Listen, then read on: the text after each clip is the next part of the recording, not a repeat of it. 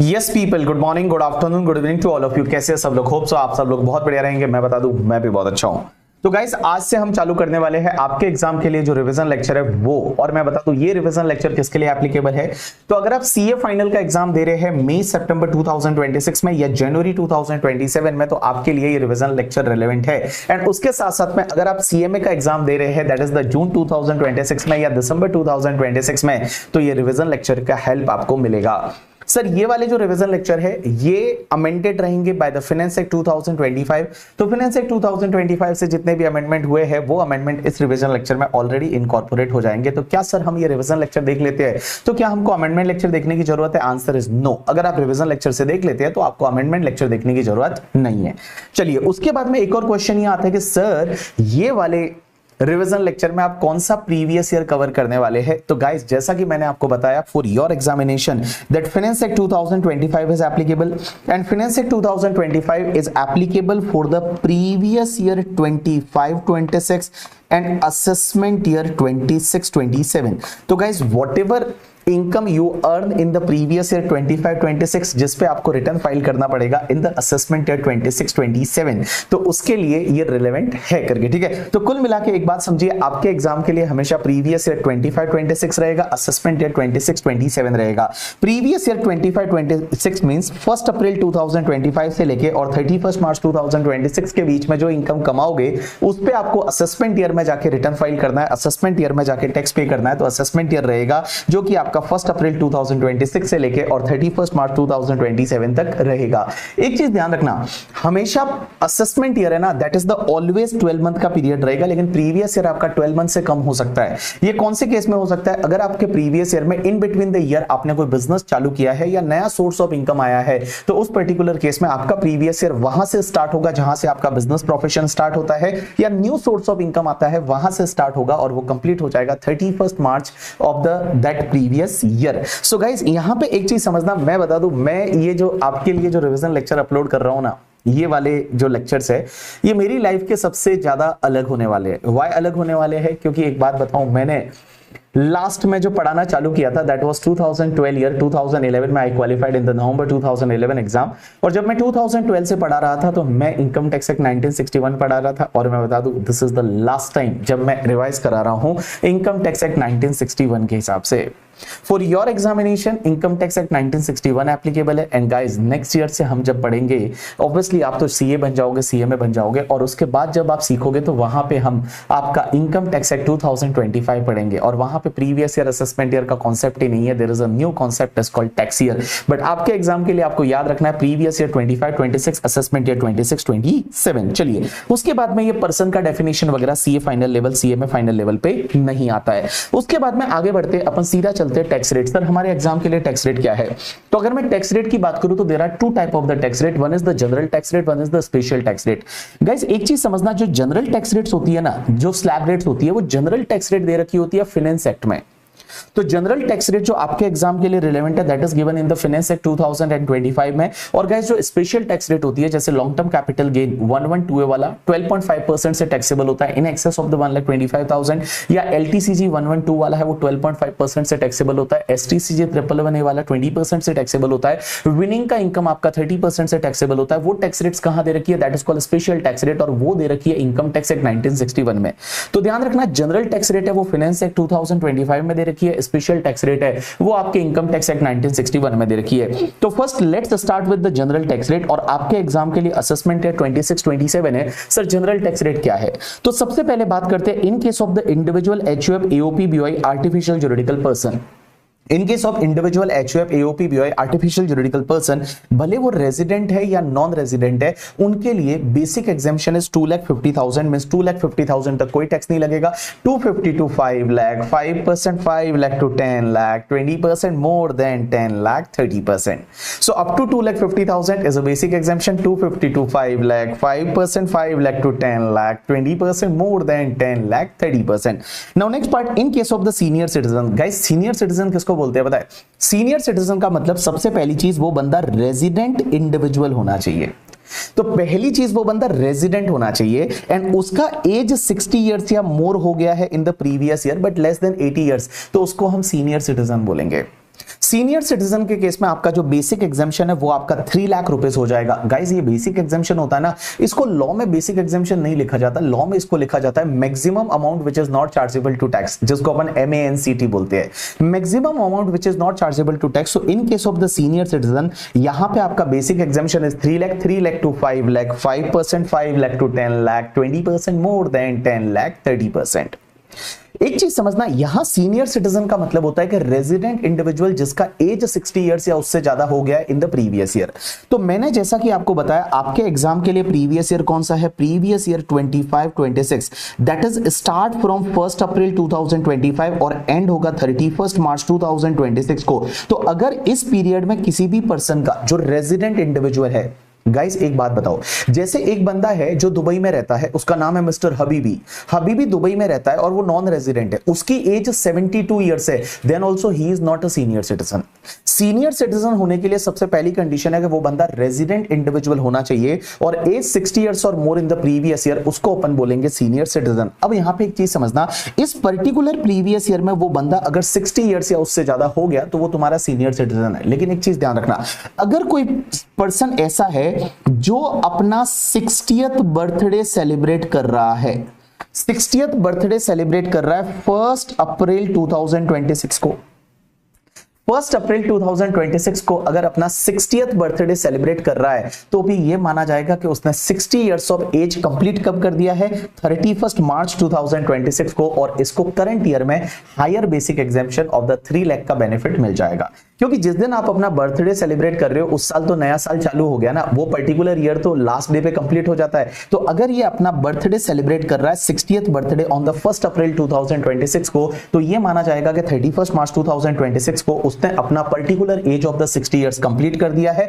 And भैया इस साल में इसको हायर बेसिक एग्जाम्पशन का बेनिफिट मिल जाएगा। उसके बाद में नेक्स्ट कॉन्सेप्ट आता है in case of the super senior citizen. Guys super senior citizen का मतलब होता है कि अगर कोई रेजिडेंट इंडिविजुअल है जिसका एज 80 इयर्स या उससे ज्यादा हो गया है प्रीवियस ईयर में, इसके केस में basic exemption is 5 lakh, 5 lakh तक कोई टैक्स नहीं लगता, 5 lakh to 10 lakh directly 20% and more than 10 lakh is 30%।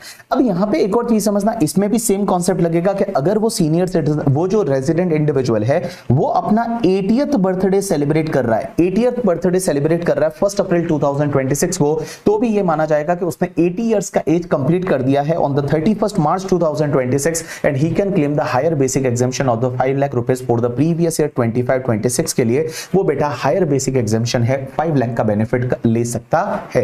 तो ये तो बात हो गई आपकी जनरल टैक्स रेट की, ये तो बात हो गई टैक्स की। अब एक बात समझना, टैक्स के साथ साथ में सरचार्ज भी लगता है, लेकिन सरचार्ज हर किसी को नहीं लगता। जैसे मेरे जैसे या आपके जैसे अपन गरीब लोगों को सरचार्ज नहीं लगता, सरचार्ज उनको लगता है जब किसी की इनकम 50 लाख रुपए से ज्यादा है। तो in case of the individual HUF, AOP, BOI, artificial juridical person की अगर मैं बात करूं तो गाइज यहां पे सरचार्ज तभी लगेगा इन case of individual HUF, AOP, BOI, artificial juridical person है ना, उनके केस में सरचार्ज तभी लगेगा जब आपका इनकम 50 लाख रुपए से ज्यादा है। अगर आपकी टोटल इनकम है ना वो 50 लाख रुपीस है, then there is no surcharge. If total income is more than 50 lakh up to 1 crore है तो आपको 10% सरचार्ज लगेगा, मतलब टैक्स पे 10% और ऐड कर दीजिए। If total income is more than 1 crore up to 2 crore तो आप 15% सरचार्ज लगेगा। Total income is more than 2 crore up to 5 crore तो 25% सरचार्ज लगेगा and total income is more than 5 crore तो बेटा आपको 37% की रेट से सरचार्ज लगेगा।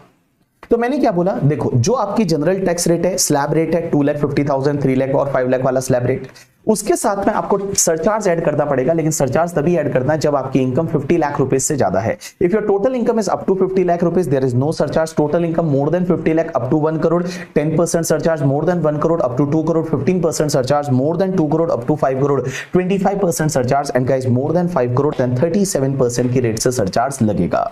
यहां पे एक चीज समझना कि ये जो आप अपने टैक्स में पहले सरचार्ज ऐड करिए और सरचार्ज ऐड करने के बाद फिर आपको health and education cess add करना पड़ेगा @4%। यहां पे एक और चीज समझना, मैंने आपको बोला कि आपको जो सरचार्ज लगेगा वो 10%, 15%, 25% और 37% that depends on the total income. लेकिन गाइस एक चीज समझना, 4 इनकम ऐसी है ना जिसके टैक्स पे मैक्सिमम सरचार्ज 15% ही लग सकता है। ये चार इनकम कौन कौन सी है? तो गाइस एक तो आपका LTCG 112 है। LTCG 112 कौन सा होता है? Long term capital gain on equity share और इक्विटी ओरिएंटेड म्यूचुअल फंड और unit of business trust. And भैया सेल के टाइम पे उस पे STT पे किया है और इक्विटी शेयर के केस में परचेज के टाइम पे भी STT पे किया है। तो उसके केस में आपको पता है आपकी टैक्स रेट क्या रहती है? उसमें टैक्स रेट रहती है 12.5% इन एक्सेस ऑफ द 1,25,000। 23 जुलाई 2024 से पहले उस पे 10% हुआ करता था, बट 23 जुलाई 2024 या उसके बाद में उस पे टैक्स रेट रहती है 12.5% इन एक्सेस ऑफ द 1,25,000। दूसरा शॉर्ट टर्म कैपिटल गेन 111 है। ये शेयर मार्केट से आपका शॉर्ट टर्म कैपिटल गेन होता है, उस पे टैक्स रेट 20% होती है। एंड गाइस डिविडेंड का जो भी आपका इनकम होता है वो आपके लिए स्लैब रेट से टैक्सेबल होता है। और LTCG 112 का मतलब होता है कि दूसरा कोई भी लॉन्ग टर्म कैपिटल गेन है that is going to be taxable at the rate 12%। ये तो टैक्स है। लेकिन यहां पे ये जो चार इनकम है ना, इसको अपन बोलेंगे एक बार के लिए स्पेशल इनकम। ये जो चार इनकम है एक बार के लिए इसको बोलेंगे स्पेशल इनकम। स्पेशल इनकम का मतलब क्या हुआ? LTCG under section 112A, STCG 111A and dividend and LTCG under section 112। इसको ऐसे याद रख सकते हैं, तीन इनकम तो शेयर मार्केट से ही है। एक तो LTCG 112 is from share market, दूसरा STCG 111A is from share market and dividend is also from the share market. And चौथा याद रखना है कि कोई भी लॉन्ग टर्म कैपिटल गेन हो जो 112 में जाता है। तो गाइस इस पर्टिकुलर केस में क्या है ना, आपका जो भी टैक्स आएगा उस टैक्स पे आपका हाईएस्ट सरचार्ज है ना वो 15% लग सकता है, उससे ज्यादा नहीं लग सकता। मतलब मैक्सिमम सरचार्ज आपका 15% लग सकता है। मींस यहां पे सरचार्ज की एक कैपिंग है and that capping is a 15%। 15% से ज्यादा सरचार्ज नहीं लग सकता इररिस्पेक्टिव ऑफ द इनकम। जैसे मान लो इस बार मेरे को शेयर मार्केट से लॉन्ग टर्म कैपिटल गेन हुआ और वो long term capital gain 50 crore है, तो उस पर टैक्स आएगा, बट सरचार्ज मैक्सिमम कितना लग सकता है? 15%, उससे ज्यादा नहीं लग सकता। So there is a cap on the surcharge on the taxes on the LTCG 112, STCG 111A dividend and आपका LTCG अंडर सेक्शन 112। तो आपको कैसे करने का? तो देखो बड़ा सिंपल सा मैंने यहां पे बनाया है, आपको इजीली समझ में आ जाएगा। तो सबसे पहले तो आपको ये देखने का कि आपकी टोटल इनकम कितनी है। Individual, HUF, AOP, BOI, artificial juridical person, आपकी टोटल इनकम कितनी है? अगर आपकी टोटल इनकम मतलब obviously special income as well as other income. Special income मतलब ये जो चार इनकम है इसको मैं अभी के लिए स्पेशल इनकम बोल देता हूं। तो ये जो चार इनकम है एज वेल एज आपकी अदर इनकम मिला के अगर वो अप टू 50 लाख रुपीज है, तो अप टू 50 लाख रुपीज है तो सरचार्ज आता ही नहीं है ऐसे भी, तो आपको कोई भी सरचार्ज ऐड नहीं करना टैक्स में। अगर आपकी total income more than 50 lakh up to 1 crore है, total income means special income as well as other income is more than 50 lakh up to 1 crore, तो आप 10% सरचार्ज ऐड कर दीजिए, यहां तक कोई दिक्कत नहीं है। अगर आपकी total income means special income as well as other income मिला के total income is more than 1 crore up to 2 crore है, तो बेटा 15% सरचार्ज ऐड करिए। 15% तक तो तकलीफ है ही नहीं ना, क्योंकि इन्होंने बोला हुआ है ना ये इनकम पे जो टैक्स आएगा ना उस पे भी मैक्सिमम 15% सरचार्ज लग सकता है, उससे ज्यादा नहीं लग सकता। तो total income is within the limit of 50 lakh तो सरचार्ज आएगा ही नहीं। Total income is more than 50 lakh up to 1 crore तो 10% सरचार्ज ले लो। Total income is more than 1 crore up to 2 crore तो 15% सरचार्ज ले लो। यहां टोटल इनकम मतलब special income as well as other income को टोटल करके, ठीक है।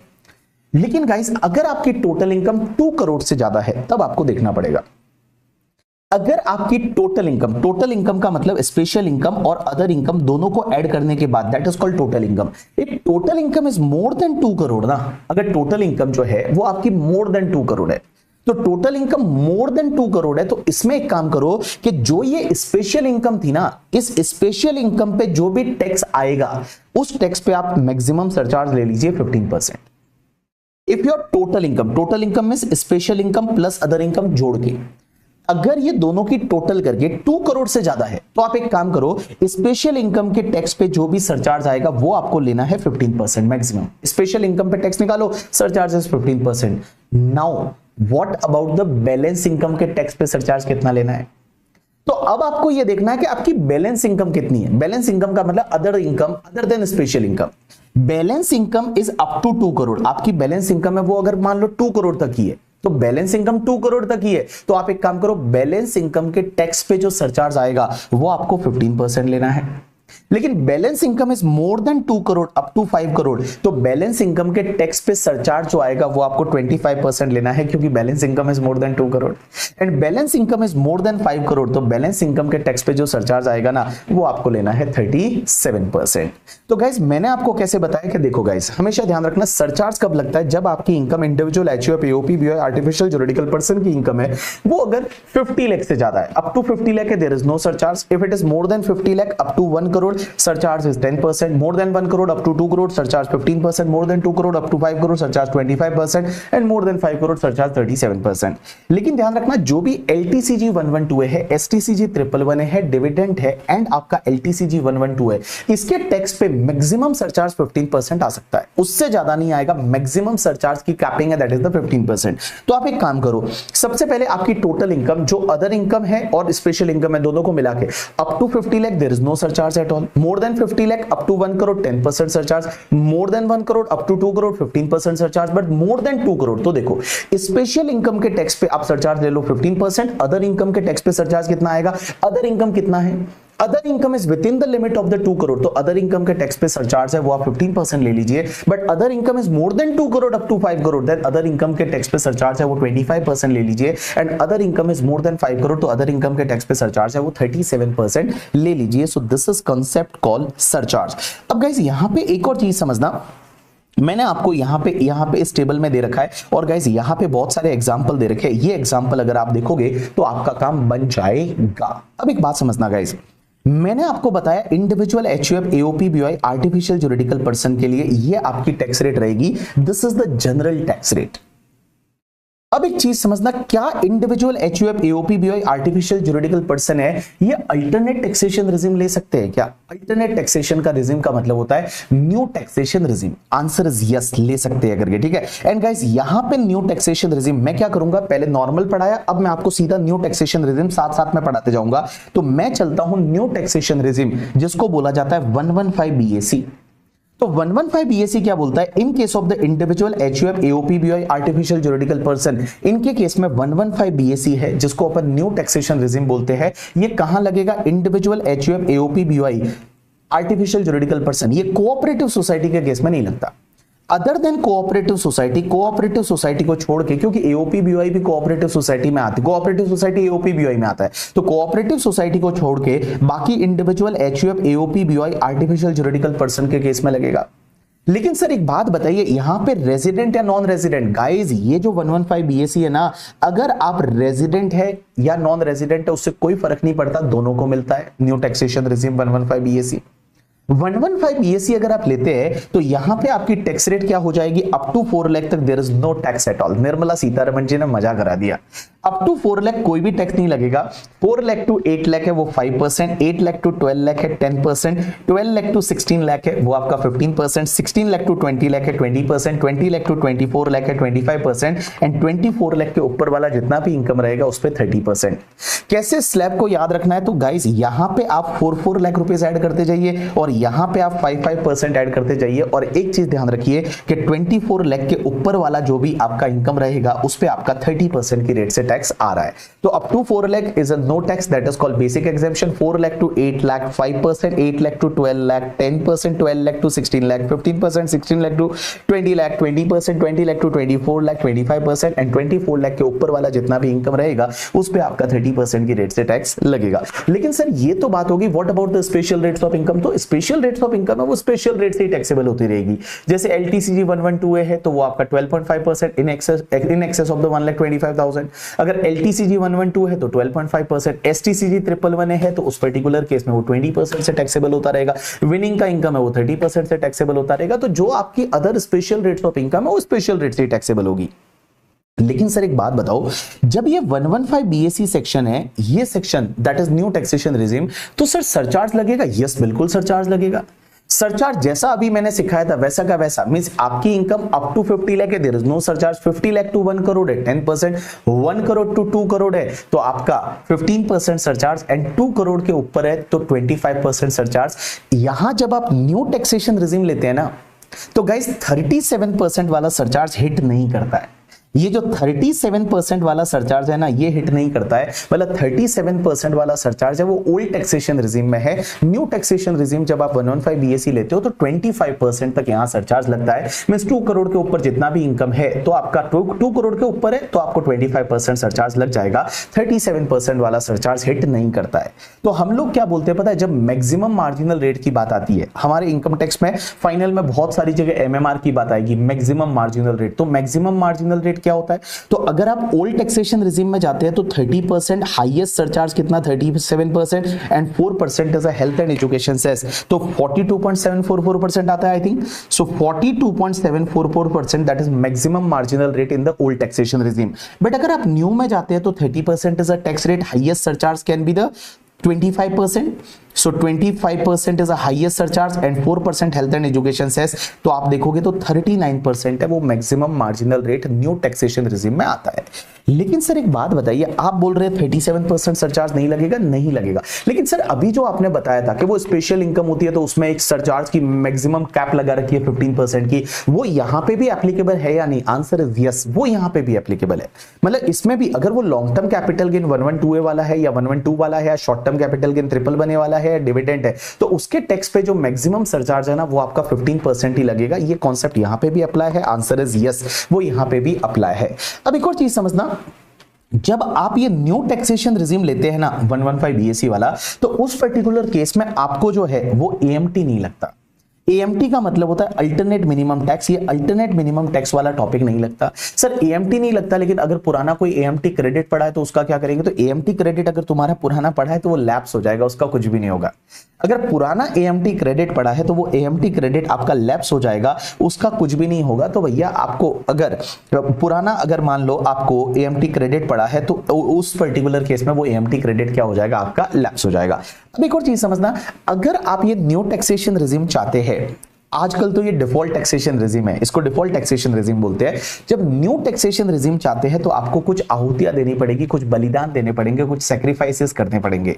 और क्या क्या सैक्रिफाइसेस करने पड़ेंगे, तो अपन एक काम करते हैं, एक हेड वाइज मैं आपको बता देता हूं कि सैक्रिफाइस क्या क्या करने पड़ेंगे। देखो सैलरी के केस में जो सैक्रिफाइसेस है वो अगर आप याद नहीं भी रखोगे तो भी चलेगा, बिकॉज सीए फाइनल या सीएमए फाइनल में सैलरी से ज्यादा क्वेश्चन नहीं आते। आपको हाउस प्रॉपर्टी वाले जो पॉइंट बताऊंगा वो थोड़ा याद रखना पड़ेगा, अदर चीजें आपको याद रखनी पड़ेगी, बट सैलरी वाला पॉइंट अगर आप याद नहीं भी रखोगे तो भी आपका काम बन जाएगा। तो चलिए सबसे पहले अगर अपन बात करते हैं कि सैलरी में क्या क्या सैक्रिफाइस करना पड़ेगा, तो गाइस देखो सैलरी में एक एंटरटेनमेंट अलाउंस का डिडक्शन मिलता है, वो आपको नहीं मिलेगा, लेकिन ये गवर्नमेंट एम्प्लॉय को मिलता था। अगर आपको इंटरमीडिएट याद है तो एंटरटेनमेंट अलाउंस का डिडक्शन गवर्नमेंट एम्प्लॉय को मिलता था, वो नहीं मिलेगा। दूसरा प्रोफेशनल टैक्स का जो डिडक्शन मिलता है, जितना प्रोफेशनल टैक्स आप पे करते हो उसका डिडक्शन अंडर सेक्शन 16 मिलता है, वो आपको नहीं मिलेगा जब आप 115 बीएसई न्यू टैक्सेशन रिजीम लेते हो। तो दूसरी चीज, लेकिन यहां पे एक बेनिफिट हो जाएगा। क्या बेनिफिट होगा पता है तुमको? जैसे ओल्ड टैक्सेशन रिजीम में जब आप जाते हो तो आपको अंडर सेक्शन 16 में एक स्टैंडर्ड डिडक्शन मिलता है, वो कितना 50,000 मिलता है। लेकिन अगर आप 115 बीएसई ले लेते हो ना, तो बेटा आपको जो स्टैंडर्ड डिडक्शन 50,000 है ना, उसकी जगह आपको 75,000 मिलेगा। तो एक आपको फायदा है, एक आपको फायदा है यहां पे। और फायदा क्या है कि देखो ओल्ड टैक्सेशन रिजीम में अगर आप जाओगे तो आपको स्टैंडर्ड डिडक्शन सैलरी में से 50,000 ही मिलता है, but new taxation regime 115 BSE में वो 75,000 हो जाएगा। तो सैलरी में क्या क्या मैं बताऊं, क्या क्या आपको सैक्रिफाइस करना पड़ेगा। एंटरटेनमेंट अलाउंस का जो डिडक्शन है वो नहीं मिलेगा, प्रोफेशनल टैक्स का डिडक्शन नहीं मिलेगा, बट अंडर सेक्शन 16 वाला जो स्टैंडर्ड डिडक्शन है वो 75,000 मिल जाएगा इंस्टेड ऑफ द 50,000। अब एक और चीज समझना, आपको लीव ट्रेवल कंसेशन की एग्जेम्पशन नहीं मिलेगी। लीव ट्रेवल कंसेशन क्या होता है? अगर इंटरमीडिएट का याद है तो उसमें क्या होता था पता है? घूमने जाते थे और आपका ट्रेवल का खर्चा आपका एम्प्लॉयर देता था, तो उसमें से एग्जेम्प्ट हो जाता था इकोनॉमिक क्लास का फेयर, जो इकोनॉमिक क्लास का फेयर वगैरह था वो एग्जेम्प्ट होता था। उसके बाद में अगर एनी अदर मोड से गए तो आपको फर्स्ट क्लास रेलवे एसी का फेयर है, उतना एग्जेम्प्ट होता था, और एक्चुअल एक्सपेंडिचर तो वो आपको नहीं मिलेगा। उसके बाद एचआरए की एग्जेम्पशन आपको नहीं मिलेगी। एचआरए का मतलब होता है कि भैया आपको पता है इंटरमीडिएट याद रहे तो एचआरए की एग्जेम्पशन पढ़ते थे 40% और 50% of salary. Actual amount received, rent paid minus 10% of salary, तो वो एचआरए की एग्जाम्शन आपको नहीं मिलेगी अगर आप न्यू टैक्सेशन रिजीम में जाते हैं। उसके साथ साथ में आपको जो अलाउंसेस है अंडर सेक्शन 1014 की एग्जाम्शन वो नहीं मिलेगी। जैसे आपने पढ़ा होगा commutation allowance, children hostel allowance, children education allowance, tribal area allowance, uniform allowance करके, ठीक है, हेल्पर अलाउंस, वो सब एग्जाम्शन आपको नहीं मिलेगी क्योंकि उसमें एग्जाम्शन मिलती थी। जैसे चिल्ड्रन हॉस्टल अलाउंस में 300 पर मंथ पर चाइल्ड, मैक्सिमम 2 चाइल्ड का एग्जाम्शन था। चिल्ड्रन एजुकेशन अलाउंस में 100 पर मंथ पर चाइल्ड, मैक्सिमम 2 चाइल्ड का वो एग्जाम्शन था, वो सब नहीं मिलेगा। मतलब अलाउंसेस की कोई भी एग्जाम्शन आपको नहीं मिलेगी, लेकिन गाइस तो भी आपको 4 एग्जाम्शन मिल जाएगी। दैट इज कॉल्ड डीटीडीसी मिलेगा। डीटीडीसी का मतलब होता है डी का मतलब होता है कि जो दिव्यांग एम्प्लॉय होता है ना, दिव्यांग एम्प्लॉय जो हैंडीकैप्ड एम्प्लॉय है, जो ब्लाइंड है, डेफ है, हैंडीकैप है, उसके केस में जो कम्यूटेशन अलाउंस होता है या जिसको अपन ट्रांसपोर्ट अलाउंस बोलते हैं, घर से लेके ऑफिस और ऑफिस से लेके घर तक, और उसके लिए जो अलाउंस मिलता है उसमें से 3200 पर मंथ एग्जेम्प्ट होता है। मैक्सिमम 3200 पर मंथ एग्जेम्प्ट होता है, तो वो एग्जेम्पशन मिलती रहेगी, उसमें कोई दिक्कत नहीं है।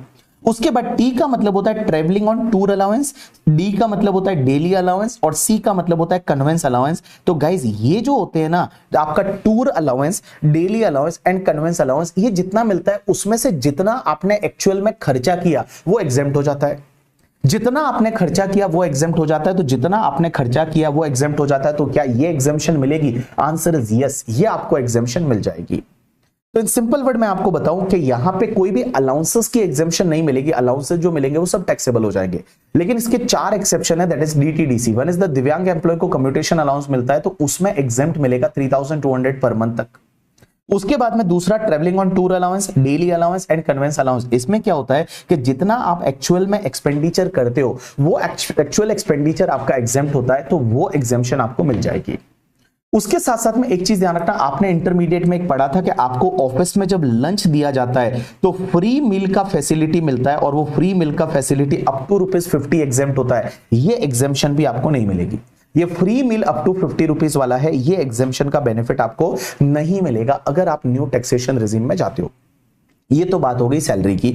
अब आपको और क्या सरेंडर करना पड़ेगा? अगर मैं हाउस प्रॉपर्टी की बात करूं तो हाउस प्रॉपर्टी में गाइस आपको पता है सेल्फ ऑक्यूपाइड प्रॉपर्टी, मतलब 2 सेल्फ ऑक्यूपाइड प्रॉपर्टी का बेनिफिट ले सकते हैं।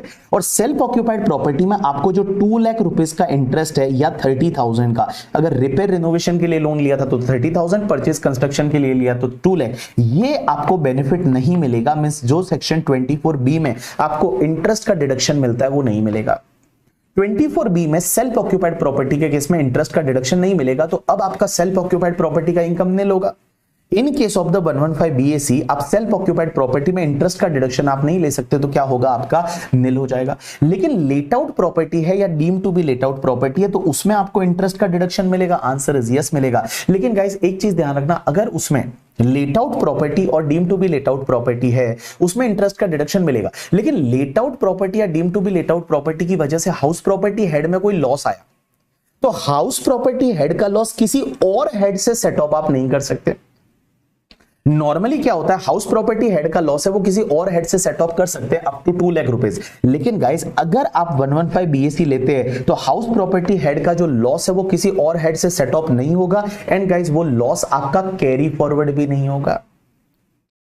लेकिन क्या आपस में हाउस प्रॉपर्टी हेड में सेट ऑफ हो सकता है? Answer is yes. जैसे एक एलओपी का लॉस है, दूसरे एलओपी का गेन है, वो सेट ऑफ कर लो, लेकिन हाउस प्रॉपर्टी हेड का लॉस है वो किसी और हेड से सेट ऑफ नहीं होगा, एंड जो भी लॉस बचेगा उसको आप कैरी फॉरवर्ड भी नहीं कर सकते। उसके बाद में चलते हैं पीजीबीपी में। सर पीजीबीपी में क्या क्या सरेंडर करना पड़ेगा? तो गाइस सबसे पहले तो सेक्शन 32(1)(2)(a 32(1)(2)(a क्या होता है आपका? दैट इज एडिशनल डेप्रिसिएशन नहीं मिलेगा। उसके बाद में सेक्शन 33AB और 33ABA जो आपका tea coffee rubber development board में अगर आप नाबार्ड में पैसा जमा कराते हैं, या फिर आप अगर साइट रेस्टोरेशन अकाउंट में 33ABA के डिडक्शन के लिए जमा कराते हैं, तो वो डिडक्शन नहीं मिलेगा। उसके बाद सेक्शन 35(1)(2), 35(1)(2)(a), 35(3), 35(2)(a) ये क्या होता है? साइंटिफिक रिसर्च के लिए डोनेशन देना। गाइस आपको पता रहेगा, तो मैंने आपको क्लास में 2 पार्ट में बताया था, one is the like in house research and one is the donation to outsider. ये डोनेशन टू आउटसाइडर की बात कर रहे हैं। डोनेशन टू आउटसाइडर का डिडक्शन आपको नहीं मिलेगा। जैसा मैंने बताया था रजनी आईसीयू, और रजनी आईसीयू में क्या बताया था, research association, institute, college, university को साइंटिफिक रिसर्च के लिए डोनेशन दिया तो डिडक्शन नहीं मिलेगा। सोशल स्टैटिस्टिकल रिसर्च के लिए डोनेशन दिया तो भी आपको जो डिडक्शन मिलता था वो नहीं मिलेगा। आईआईटी नेशनल लेबोरेटरी को देते थे तो 100% मिलता था। इंडियन कंपनी को देते थे तो वहां पे R&D में जो एंगेज्ड है साइंटिफिक रिसर्च के लिए 100% मिलता था, वो नहीं मिलेगा। मतलब इन सिंपल वर्ड एक बात बताऊं, ये जो सेक्शन है ना, ये डोनेशन वाली सेक्शन है। ये जो साइंटिफिक रिसर्च के लिए आप डोनेशन देते हो ना, उसमें आपको जो डिडक्शन मिलता था वो आपको नहीं मिलेगा। लेकिन अगर आप इन हाउस रिसर्च करते हैं, इन हाउस रिसर्च का मतलब होता है कि आप अपने खुद के बिजनेस के लिए रिसर्च कर रहे हैं, आप अपने खुद के बिजनेस के लिए रिसर्च करते हैं, इन हाउस रिसर्च करते हैं, तो क्या उसमें डिडक्शन आपको मिल जाएगा? Answer is yes. जैसे 3511 में रेवेन्यू खर्चे का डिडक्शन मिलता है, 3514 में कैपिटल खर्चे का डिडक्शन मिलता है अदर देन लैंड, तो वो आपको मिलेगा। राइट आंसर इज यस, वो आपको मिलेगा। तो इन हाउस रिसर्च का जो डिडक्शन है वो मिलेगा इवन आप न्यू टैक्सेशन रिजिम ले रहे हैं। सिर्फ डोनेशन वाली डिडक्शन है वो आपको नहीं मिलेगी। उसके बाद में सेक्शन 35 एडी का डिडक्शन नहीं मिलेगा। 35 एडी आपका cold chain facility, warehousing for agriculture produce, warehousing for sugar, slurry pipeline वगैरह, वो था ना, हॉस्पिटल, होटल करके, ठीक है, वो सब housing project and all. So guys, वो जो 35 एडी में कैपिटल एक्सपेंडिचर पर 100% डिडक्शन मिलता है वो नहीं मिलेगा। उसके साथ साथ में 35 सीसीसी का जो डिडक्शन है, that is the agriculture extension project, वो आपको नहीं मिलेगा। अगर मैं बात करूं इनकम फ्रॉम अदर सोर्सेज की, तो इनकम फ्रॉम अदर सोर्सेज में क्या होता है कि जब भी माइनर की इनकम पेरेंट्स के हाथ में ऐड होती है ना, तो पेरेंट्स को एक एग्जेम्पशन मिलती है अंडर सेक्शन 1032 की। और ये एग्जेम्पशन कितनी मिलती है पता है? 1500 पर एनम पर चाइल्ड, मैक्सिमम अनलिमिटेड चाइल्ड। यहां पे मैक्सिमम चाइल्ड की कोई लिमिट नहीं है। जब चाइल्ड की इनकम पेरेंट्स के हाथ में क्लब करते हो तो पेरेंट्स को एक एग्जेम्पशन मिलती है। वो एग्जेम्पशन नहीं मिलेगी जब आप न्यू टैक्सेशन रिजिम लेते हो। तो उसके बाद में एक और चीज समझना, जो एमपी एमएलए होते हैं ना, वो एमपी एमएलए को अलाउंसेस मिलते हैं। जो अलाउंसेस, जो कॉन्स्टिट्यूएंसी अलाउंसेस है या डेली अलाउंसेस है, वो एग्जेम्प्ट होते हैं। वो एग्जेम्पशन आपको नहीं मिलेगी। मतलब daily allowance and constituency allowances taxable हो जाएंगे। उसके साथ साथ में guys, deduction under chapter 6A का आपको बेनिफिट नहीं मिलेगा। 80C नहीं मिलेगा, 80D नहीं मिलेगा, 80G नहीं मिलेगा, 80GGC नहीं मिलेगा, आपको 80TTA नहीं मिलेगा, 80TTB नहीं मिलेगा। कोई भी डिडक्शन अंडर चैप्टर 6A का बेनिफिट नहीं मिलेगा। As well as the 10AA जो SEZ का डिडक्शन है वो भी नहीं मिलेगा। 10AA SEZ का डिडक्शन क्या था पता है आपको? कि जब आप SEZ में अपना कोई भी मैन्युफैक्चरिंग बिजनेस स्टार्ट करते हो या सॉफ्टवेयर डेवलपमेंट स्टार्ट करते हो, तो फर्स्ट 5 ईयर तक 100%, सेकंड 5 ईयर तक 50%, थर्ड 5 ईयर तक 50% ऑफ द एक्सपोर्ट प्रॉफिट, और SEZ रीइन्वेस्टमेंट रिजर्व में जितना डाला व्हिचएवर इज लोअर, वो आपको नहीं मिलेगा जब आप न्यू टैक्सेशन रिजिम 115 BAC में जा रहे हो। मैंने बोला डिडक्शन अंडर चैप्टर 6 से एक भी नहीं मिलेगा, बट तो भी गाइस एक बात बताओ, 4 मिलेगा। 4 एक्सेप्शनल केसेस है वो मिलेंगे।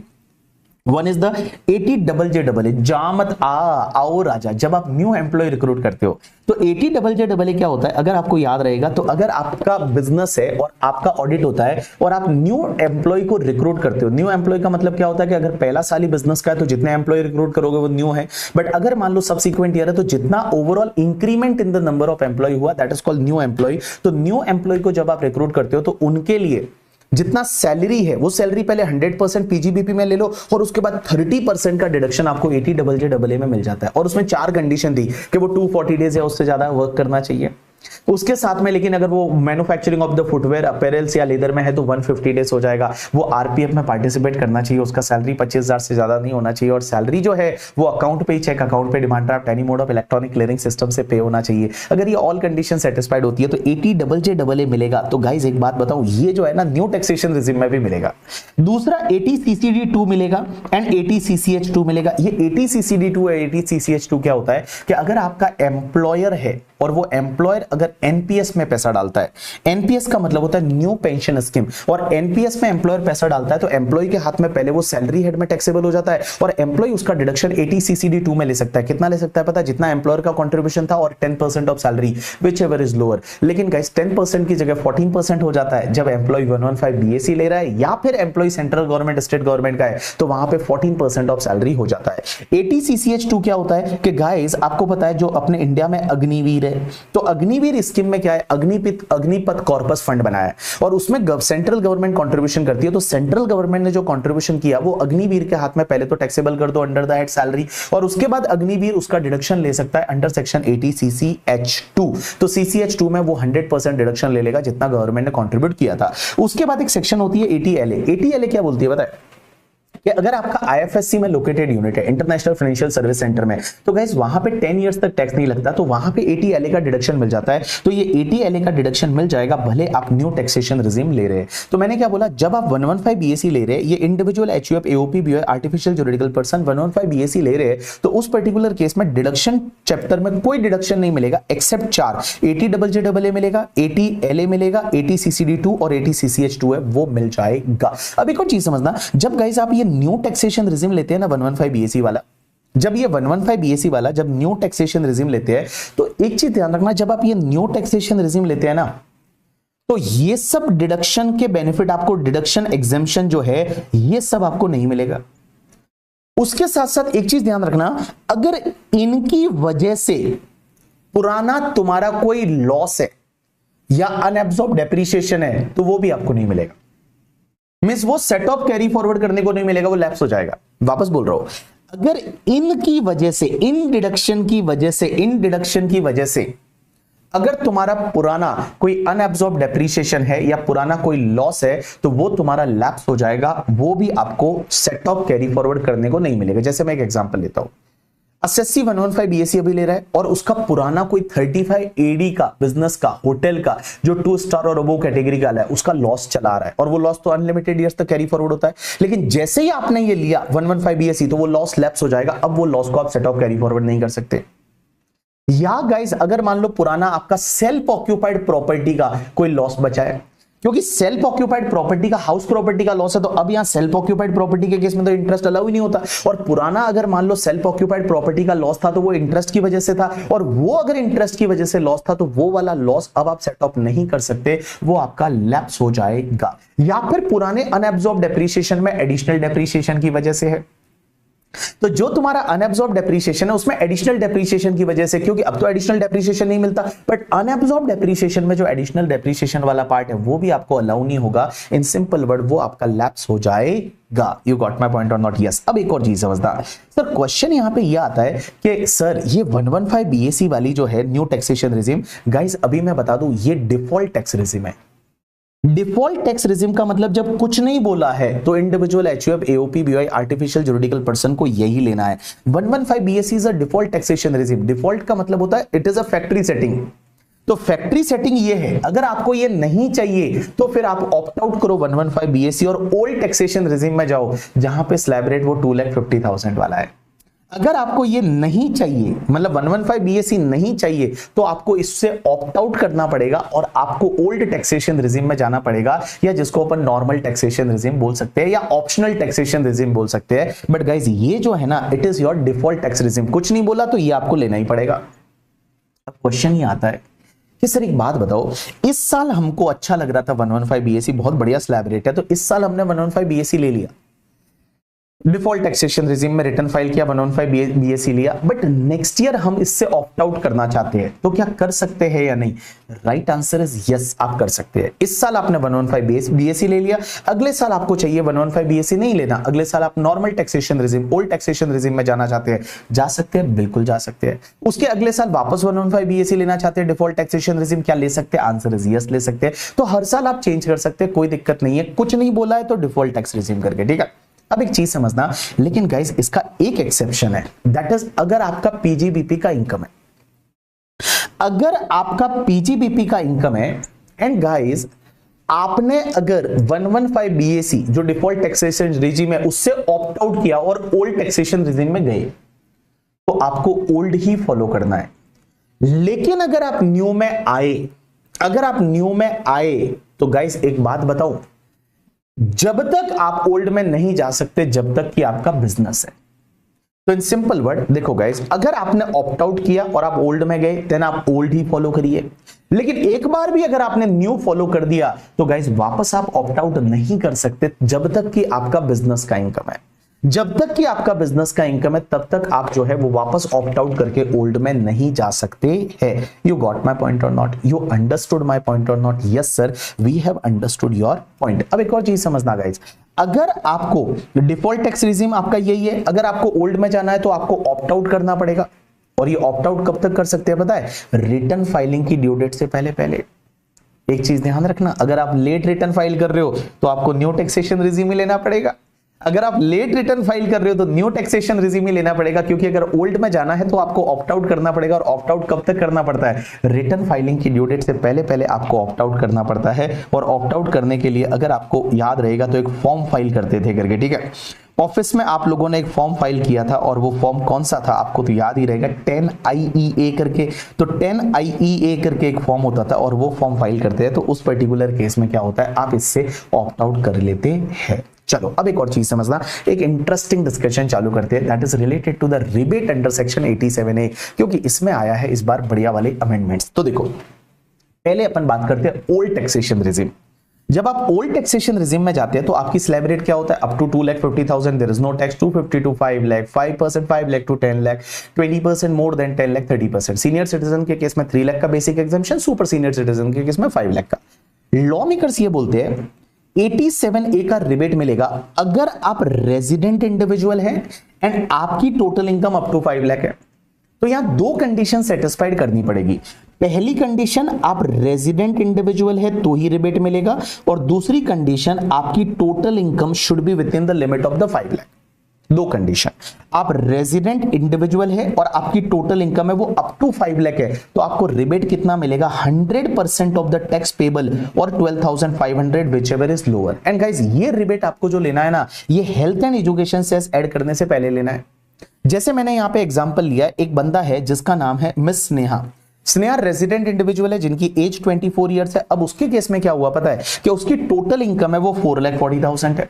तो 4,40,000 पे आप स्लैब रेट से टैक्स निकालिए, तो 4,40,000 minus 2,50,000 it's comes to the 1,90,000। उस पे आप 5% ले लीजिए, 9,500। क्या दोनों कंडीशन सेटिस्फाइड हो गई? इंडिविजुअल है, आंसर इज यस। रेजिडेंट है, आंसर इज यस। और इनकम है वो आपका अप टू 5 लाख है, आंसर इज यस। तो यहाँ 9,500 और 12,500 लोअर कम्स टू 9,500 का रिबेट मिल जाएगा।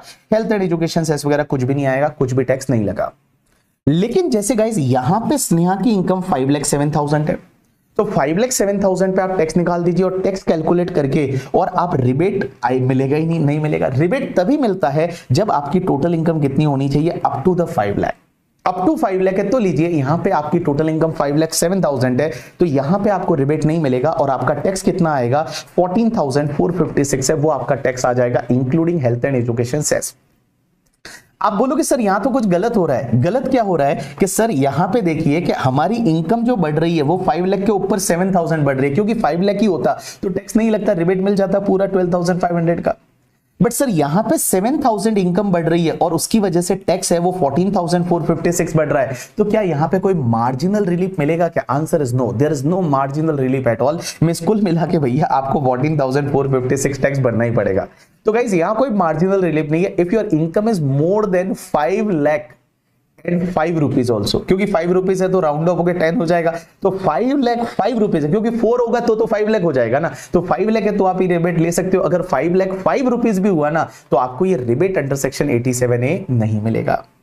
अब यहां पे एक और चीज समझना, ये जो रिबेट है ना वो किसी भी टैक्स के सामने मिल सकता है, मतलब किसी भी टाइप का टैक्स है। अगर आपका वो लॉन्ग टर्म कैपिटल गेन 112 वाला है उसके सामने ये रिबेट मिलेगा, या शॉर्ट टर्म कैपिटल गेन 111 वाला है उसके सामने भी मिलेगा, या अगर आपका विनिंग का इनकम है तो उसके सामने भी मिलेगा। कहीं मना नहीं किया, वो उसके सामने भी मिल जाएगा, लेकिन एक के सामने नहीं मिलेगा। अगर LTCG 112 है तो उस टैक्स के सामने आपको ये रिबेट नहीं मिलता, क्योंकि LTCG 112 के केस में क्या होता है ना, अगर LTCG 112 है तो उसके सामने ऐसे भी आपको 1,25,000 का बेनिफिट मिलता है, क्या इन एक्सेस ऑफ द 1,25,000 आपको 12.5% से टैक्स लगता है। तो इसके सामने आपको रिबेट अंडर सेक्शन 87A नहीं मिलेगा।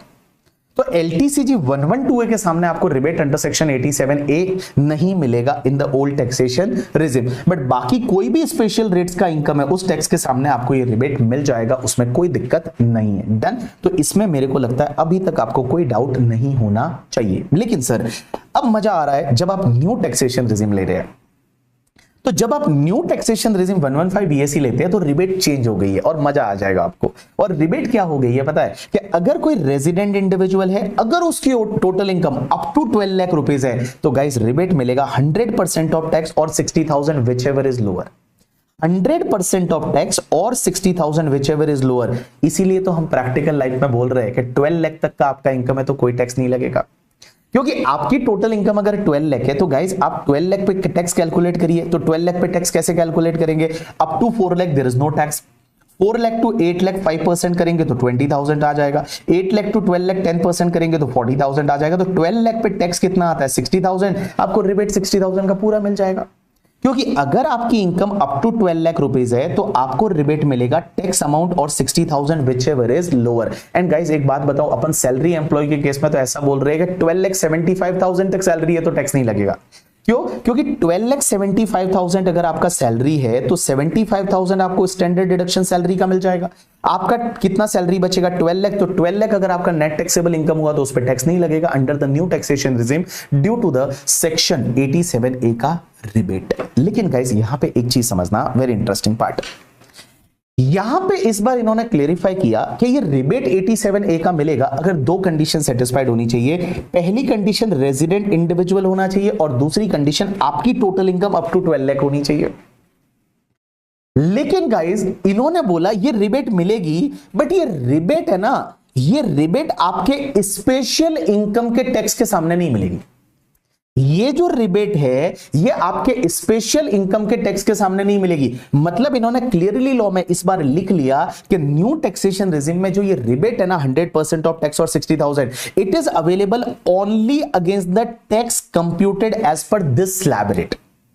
जो टैक्स इस स्लैब रेट से कैलकुलेट होगा ना, जो टैक्स इस स्लैब रेट से कैलकुलेट होगा सिर्फ उसी के सामने मिलेगी भाई साहब, बाकी वाले टैक्स के सामने नहीं मिलेगी। इसका मतलब आपका अगर LTCG 112A है, LTCG 112A है या फिर LTCG 112 है या STCG 111A है या विनिंग का इनकम वगैरह है, तो गाइस कोई भी जो स्पेशल रेट की इनकम का टैक्स रहेगा ना उसके सामने नहीं मिलेगा, उसके सामने नहीं मिलेगा, उसके सामने नहीं मिलेगा। इन सिंपल वर्ड मैं बताऊं, देखो ओल्ड टैक्सेशन रिजिम में सिर्फ एक ही एक्सेप्शन है कि ओल्ड टैक्सेशन रिजिम में 87A का रिबेट सिर्फ LTCG 112A के टैक्स के सामने नहीं मिलता, बट न्यू टैक्सेशन रिजिम में गाइस ये जो है ना, ये जो रिबेट है वो आपको किसी भी स्पेशल रेट की जो टैक्स वाली जो इनकम रहेगी उसके टैक्स के सामने नहीं मिलेगा। अगर आपका टैक्स इसकी ऐसे कैलकुलेट हुआ है, इस स्लैब रेट से कैलकुलेट हुआ है, सिर्फ इसी के सामने मिलेगा। अगर जैसे डिविडेंड है तो डिविडेंड तो स्लैब रेट से जाएगा तो उसके सामने मिल जाएगा, आंसर इज यस, मिल जाएगा। लेकिन जो स्पेशल रेट्स वाली जो इनकम है LTCG 112A, LTCG 112, STCG 111A, winning का इनकम, ऑनलाइन गेमिंग का इनकम वगैरह, तो उसके सामने आपको ये रिबेट 87A का नहीं मिलेगा। या क्रिप्टो करेंसी वगैरह का जो इनकम है जो 30% से टैक्सेबल होता है तो उसके सामने आपको ये रिबेट 87A का नहीं मिलेगा।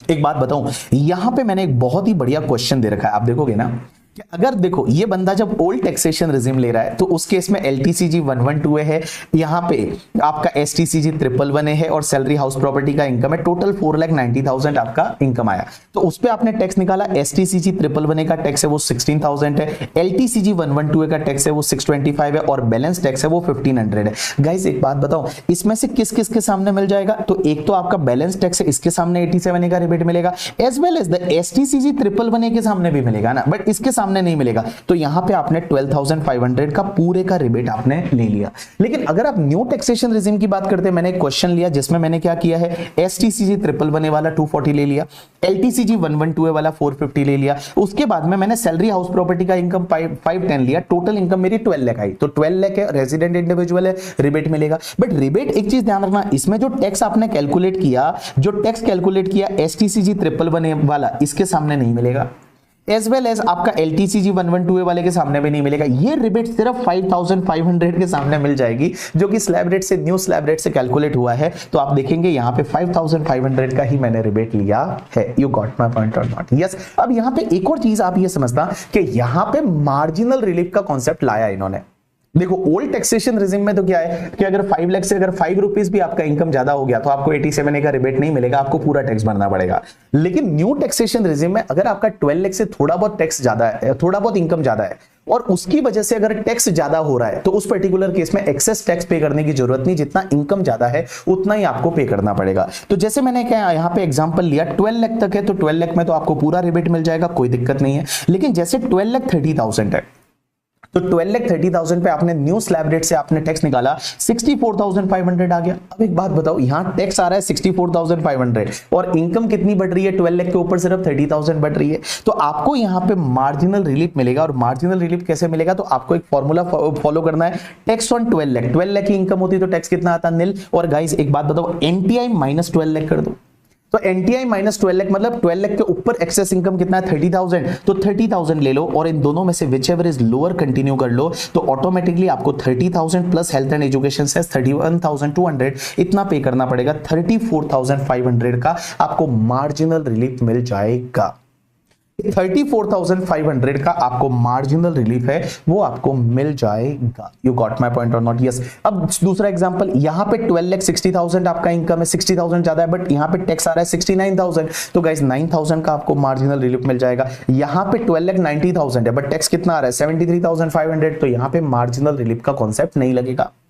मार्जिनल रिलीफ कब मिलेगा यहां पे कि जब आपकी इनकम 12 लाख से थोड़ी बहुत ज्यादा है और उसकी वजह से जो टैक्स आ रहा है वो टैक्स अगर उस इनकम जितनी 12 लाख से ज्यादा है उससे ज्यादा टैक्स है, तो उस पर्टिकुलर केस में आपको मार्जिनल रिलीफ का कॉन्सेप्ट लगेगा। आपको क्या करने का, tax on 12 lakh is nil आ जाएगा, उसके ऊपर वाली जितनी इनकम है वो ले लो और जो आपका टैक्स आ रहा है विच एवर इज लोअर है वो कंटिन्यू कर दो, तो ऑटोमेटिकली आपको मार्जिनल रिलीफ मिल जाएगी। यू गॉट माय पॉइंट और not? Yes. So this is the completion of your individual HUF AOP BOI artificial juridical person. Guys एक बात बताऊं, ये जो 87A वाला रिबेट है ना, इसको लेके मैंने एक टेबल भी बनवाई थी मेरे क्लास में जब मैंने रेगुलर फास्ट ट्रैक बैच लिया था। तो अगर आपको याद रहेगा, आपने अगर यही वाला बैच लिया है तो मैंने यहाँ पे कंपैरिजन टेबल बताई थी और कंपैरिजन टेबल में मैंने आपको बताया था कि देखो ओल्ड वाले और न्यू वाले में क्या फर्क है। जब आप 87A की बात करते हैं तो देखो 87A एक बार मैं आपको बता देता हूं, भले 2 मिनट लगेगा बट एटलीस्ट आपके दिमाग में फिक्स हो जाएगी चीजें। तो गाइस जब मैं 87A की बात करता हूं तो ये देखिए 87A ओल्ड टैक्सेशन रिजिम, या जिसको अपन normal provision of income tax बोलते हैं, या opt out from the default taxation regime. और ये डिफॉल्ट टैक्सेशन रिजिम 115 BAC या न्यू टैक्स रिजिम बोलो। देखो rebate under section 87A, rebate under section 87A पुराने में रेजिडेंट इंडिविजुअल को मिलता है, इसमें भी रेजिडेंट इंडिविजुअल। पुराने में आपकी total income up to 5 lakh होनी चाहिए, यहाँ पे अप टू 12 लाख होनी चाहिए। पुराने में टैक्स अमाउंट और 12,500 विच एवर इज लोअर, यहाँ पे टैक्स अमाउंट और 60,000 विच एवर इज लोअर। अब एक और चीज समझ, पुराने में rebate allowed on taxes on any kind of income except 112A, और नए में rebate allowed only on the taxes calculated as per section 115 BAC, means not allowed on the taxes on the special rates of income. उसके बाद पुराने में no marginal relief when income is little bit more than 5 lakh, but here आपको margin relief मिलेगा जब आपका income little bit more than 12 lakh है।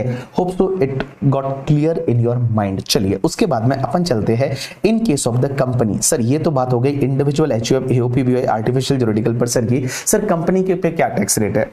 तो अगर मैं कंपनी की बात करूं तो कंपनी में 2 तरह की company, one is the domestic company and one is the foreign company. Guys domestic company की अगर मैं बात करूं तो डोमेस्टिक कंपनी पे नॉर्मली टैक्स रेट है वो 30% है, नॉर्मली 30% है।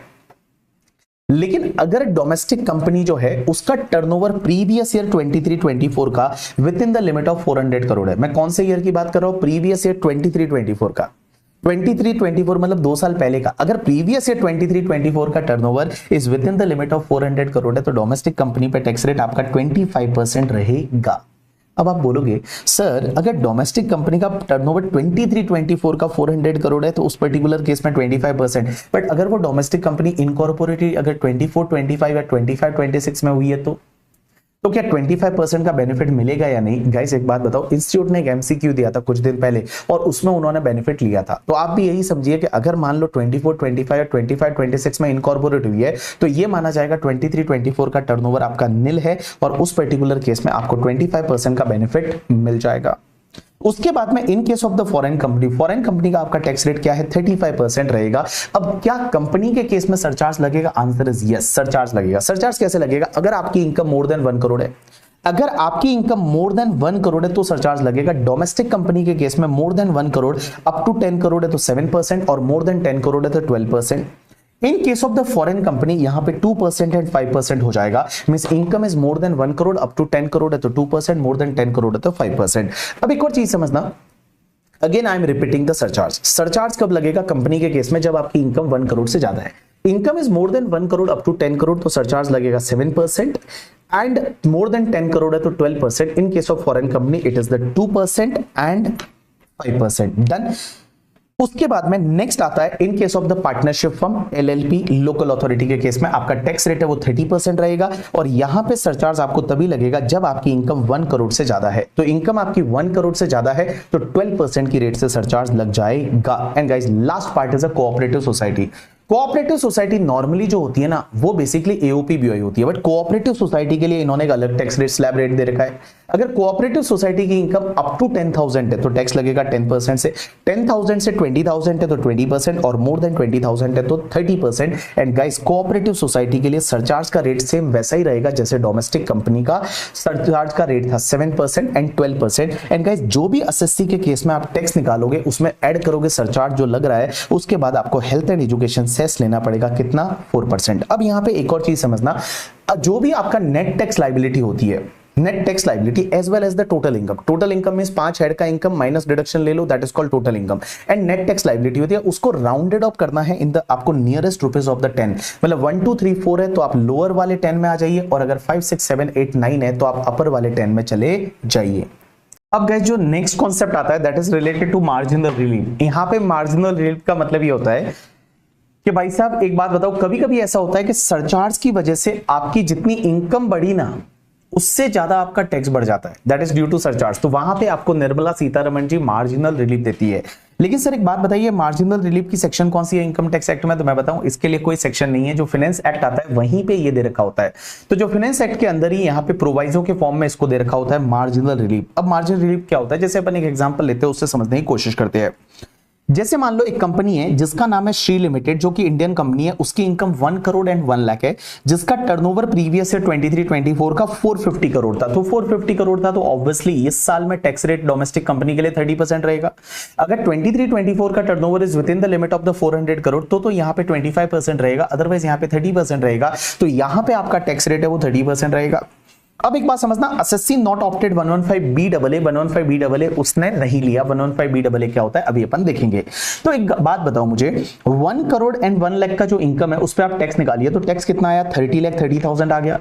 लेकिन सर एक बात बताइए, यहां सरचार्ज लगेगा नहीं लगेगा? लगेगा, बिकॉज आपकी इनकम है वो 1 करोड़ से ज्यादा है और डोमेस्टिक कंपनी के केस में इनकम 1 करोड़ से ज्यादा है अप टू आपका 10 करोड़ है तो उस पर्टिकुलर केस में 7% सरचार्ज रहेगा। 10 करोड़ से ऊपर है तो आपका 12% सरचार्ज रहेगा। तो क्या यहां पे सरचार्ज लगेगा? आंसर इज यस, सरचार्ज लगेगा।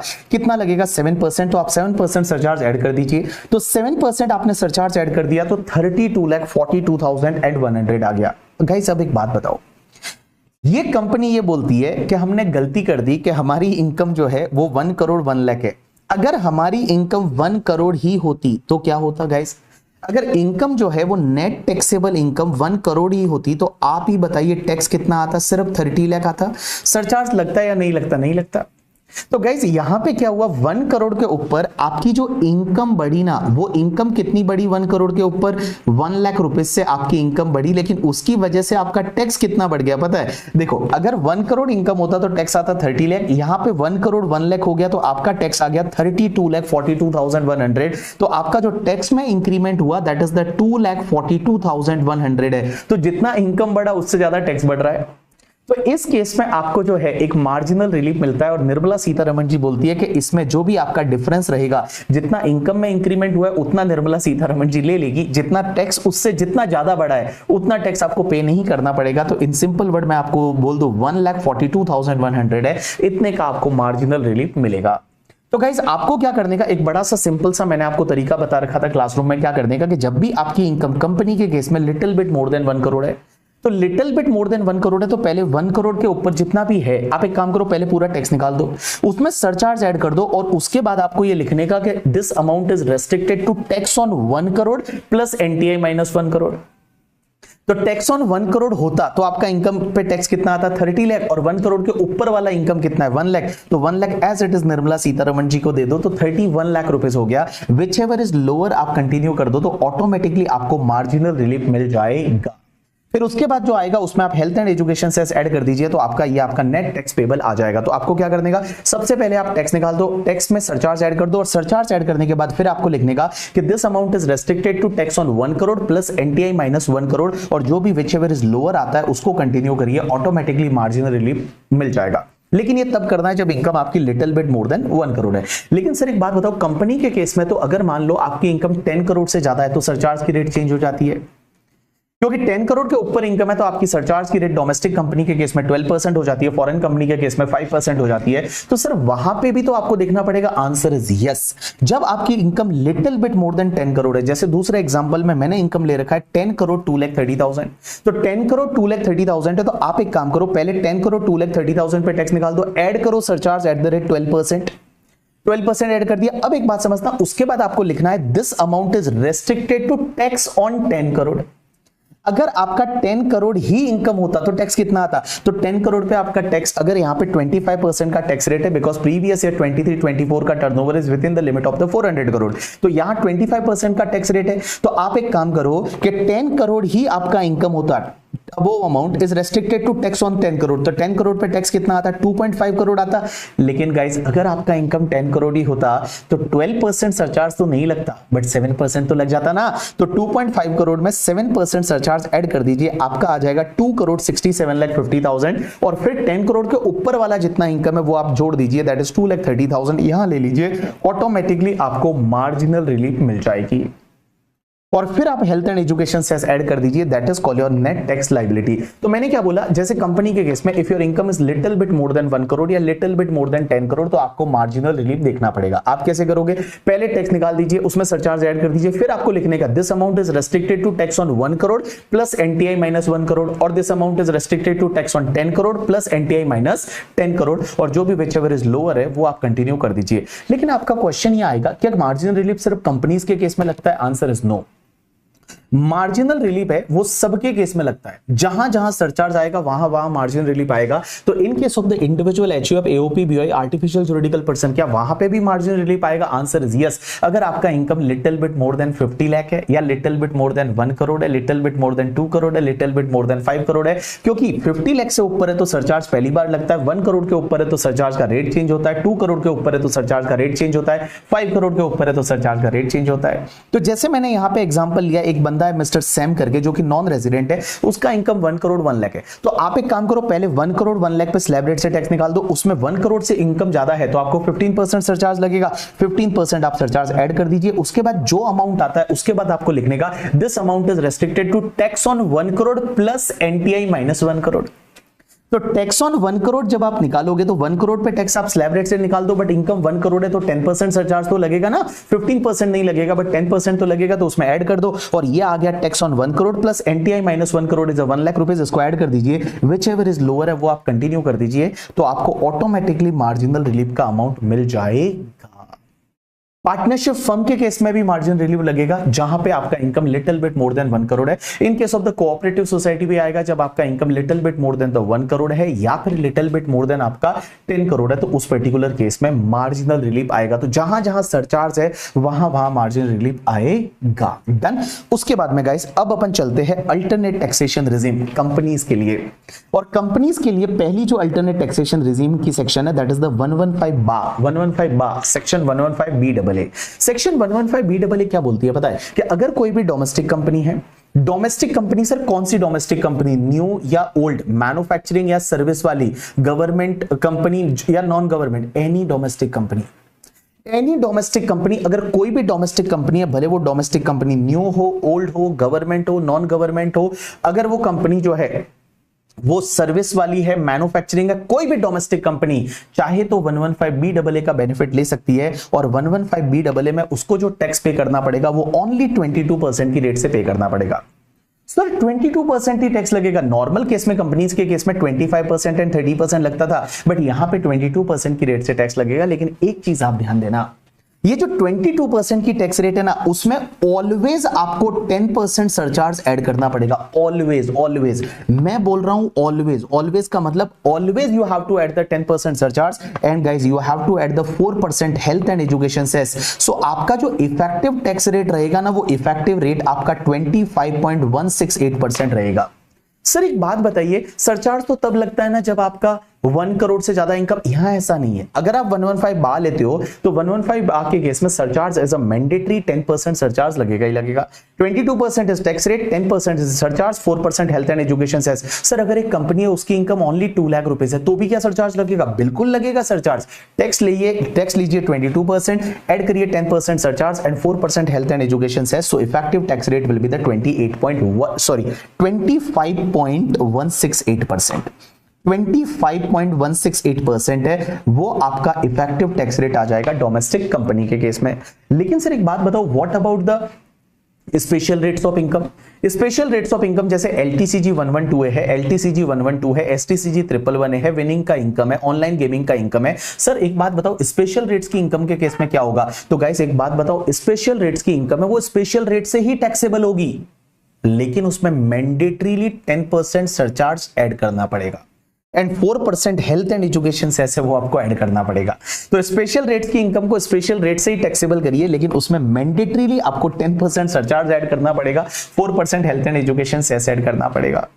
लेकिन sir what about the house property का इनकम, अदर सोर्सेज का इनकम? तो आपकी कोई भी इनकम हो, भले बिजनेस की इनकम हो, हाउस प्रॉपर्टी, अदर सोर्सेज, कोई भी कंपनी की इनकम है, everything is going to be taxable at the rate 22% प्लस 10% प्लस 4%। तो देखो टैक्स रेट क्या होगा, अगर आपका 115 BAA लेते हो तो टैक्स रेट इज 22% प्लस 10% प्लस 4%, इफेक्टिवली 25.168%। आपका हाउस प्रॉपर्टी का इनकम, अदर सोर्सेज का इनकम है वो भी 22% से, स्पेशल रेट्स का इनकम है वो स्पेशल रेट से ही टैक्सेबल होगा। लेकिन ध्यान रखना यहां पे आपको मैंडेटरीली 10% सरचार्ज ऐड करना है, 4% health and education cess add करना है। एक और चीज समझना, जब आप 115 BAA लेते हो तो आपको मैट नहीं लगेगा, उस कंपनी को मैट मिनिमम अल्टरनेट टैक्स का जो प्रोविजन है वो नहीं लगेगा।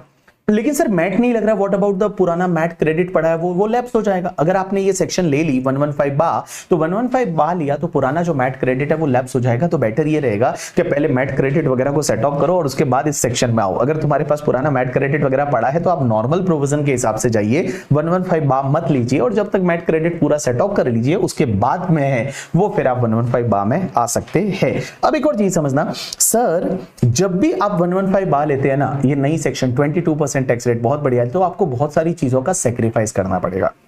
सेक्रीफाइस क्या करना पड़ेगा? आपको आहुतियां देनी पड़ेगी, आपको बलिदान देने पड़ेंगे। किन किन चीजों का? तो सबसे पहले 10AA SEZ का डिडक्शन नहीं ले सकती वो कंपनी। दूसरा एडिशनल डेप्रीशिएशन 32(1)(2)A वाला वो नहीं ले सकती। तीसरा 33AB दैट इज नाबार्ड वाला और साइट रेस्टोरेशन अकाउंट में डिपॉजिट वाला वो डिडक्शन नहीं ले सकते। चौथा आपका जो 35 में जो डोनेशन वाली डिडक्शन होती है साइंटिफिक रिसर्च वाली वो नहीं ले सकते। और 35AD दैट वो 14 स्पेसिफाइड बिजनेस का डिडक्शन नहीं ले सकती कंपनी। 35CCC एंड 35CCD नहीं ले सकती। 35CCC is a agriculture extension project, 35CCD is a skill development project, तो उसका जो डिडक्शन नहीं मिलेगा। उसके बाद गाइस अंडर चैप्टर 6A का एक भी डिडक्शन नहीं मिलेगा, एक्सेप्ट 3 डिडक्शन ले सकते हैं। अंडर चैप्टर 6A का कंपनी को 80G का डिडक्शन नहीं मिलेगा, 80GGB का डिडक्शन नहीं मिलेगा। तो ये सब डिडक्शन नहीं मिलेंगे, लेकिन तो भी कंपनी 3 डिडक्शन ले सकती है। एक तो 80JJAA ले सकती है, न्यू एम्प्लॉय को रिक्रूट करा रहे जा मत आ करके, ठीक है। दूसरा 80LA का डिडक्शन ले सकते हैं और तीसरा 80M का डिडक्शन ले सकते हैं। 80M का मतलब होता है जो इंटर कॉर्पोरेट डिविडेंड होता है। इंटर कॉर्पोरेट डिविडेंड मतलब डोमेस्टिक कंपनी को किसी और डोमेस्टिक कंपनी से डिविडेंड मिला, फॉरेन कंपनी से मिला या बिजनेस ट्रस्ट से डिविडेंड मिला, तो वो डिविडेंड पहले अदर सोर्सेज में टैक्सेबल होता है और वो डिविडेंड अदर सोर्सेज में टैक्सेबल होने के बाद जितना टैक्सेबल हुआ उसमें से आपको पता रहेगा उधर एक 20% इंटरेस्ट का डिडक्शन वगैरह ले सकते हो आप। और उसके बाद वो डिविडेंड में से जितना आपने डिस्ट्रीब्यूट किया up to the due date, due date का मतलब होता है 1 month before the due date of the return filing, तो जितना डिस्ट्रीब्यूट किया व्हिचएवर इज लोअर है उतना 80M का डिडक्शन मिलता है। तो 80M का डिडक्शन ये डोमेस्टिक कंपनी ले सकती है। तो गाइस देखो क्या क्या सरेंडर करना पड़ेगा इस कंपनी को अगर ये 22% की टैक्स रेट का बेनिफिट लेना है। तो एक तो 10AA SEZ का डिडक्शन नहीं मिलेगा, एडिशनल डेप्रिसिएशन नहीं मिलेगा, 33AB नहीं मिलेगा, उस 35 में जो साइंटिफिक रिसर्च में डोनेशन की डिडक्शन नहीं मिलेगी, 35AD नहीं मिलेगा, 35CCC एंड 35CCD नहीं मिलेगा। डिडक्शन अंडर चैप्टर 6 से नहीं मिलेगा, बट 3 मिलेगा, 80JJAA मिलेगा, 80LA मिलेगा और 80M मिलेगा। उसके साथ साथ अगर मान लो इन सेक्शन की वजह से तुम्हारा पुराना कोई अनएब्सॉर्ब डेप्रिसिएशन है या पुराना कोई भी तुम्हारा ब्रॉड फॉरवर्ड लॉस है जो इन सेक्शन की वजह से, जैसे अनएब्सॉर्ब डेप्रिसिएशन में एडिशनल डेप्रिसिएशन है या फिर पुराना 35AD की सेक्शन का कोई लॉस है, तो वो आपका लैप्स हो जाएगा, उसको अब आप सेट ऑफ कैरी फॉरवर्ड नहीं कर सकते हैं। अब गाइस एक बात समझना, अगर यहां पे कैसा है ना, यहां कंपनी के केस में नॉर्मल या डिफॉल्ट टैक्सेशन रिजीम तो नॉर्मल वाला है, बट अगर आप डिफॉल्ट टैक्सेशन रिजिम नॉर्मल वाले में 25-30% से टैक्स नहीं भरना चाहते, ये 22% वाली सेक्शन लेना चाहते हैं, तो आपको क्या करना पड़ेगा, इस सेक्शन को लेना पड़ेगा 115 को।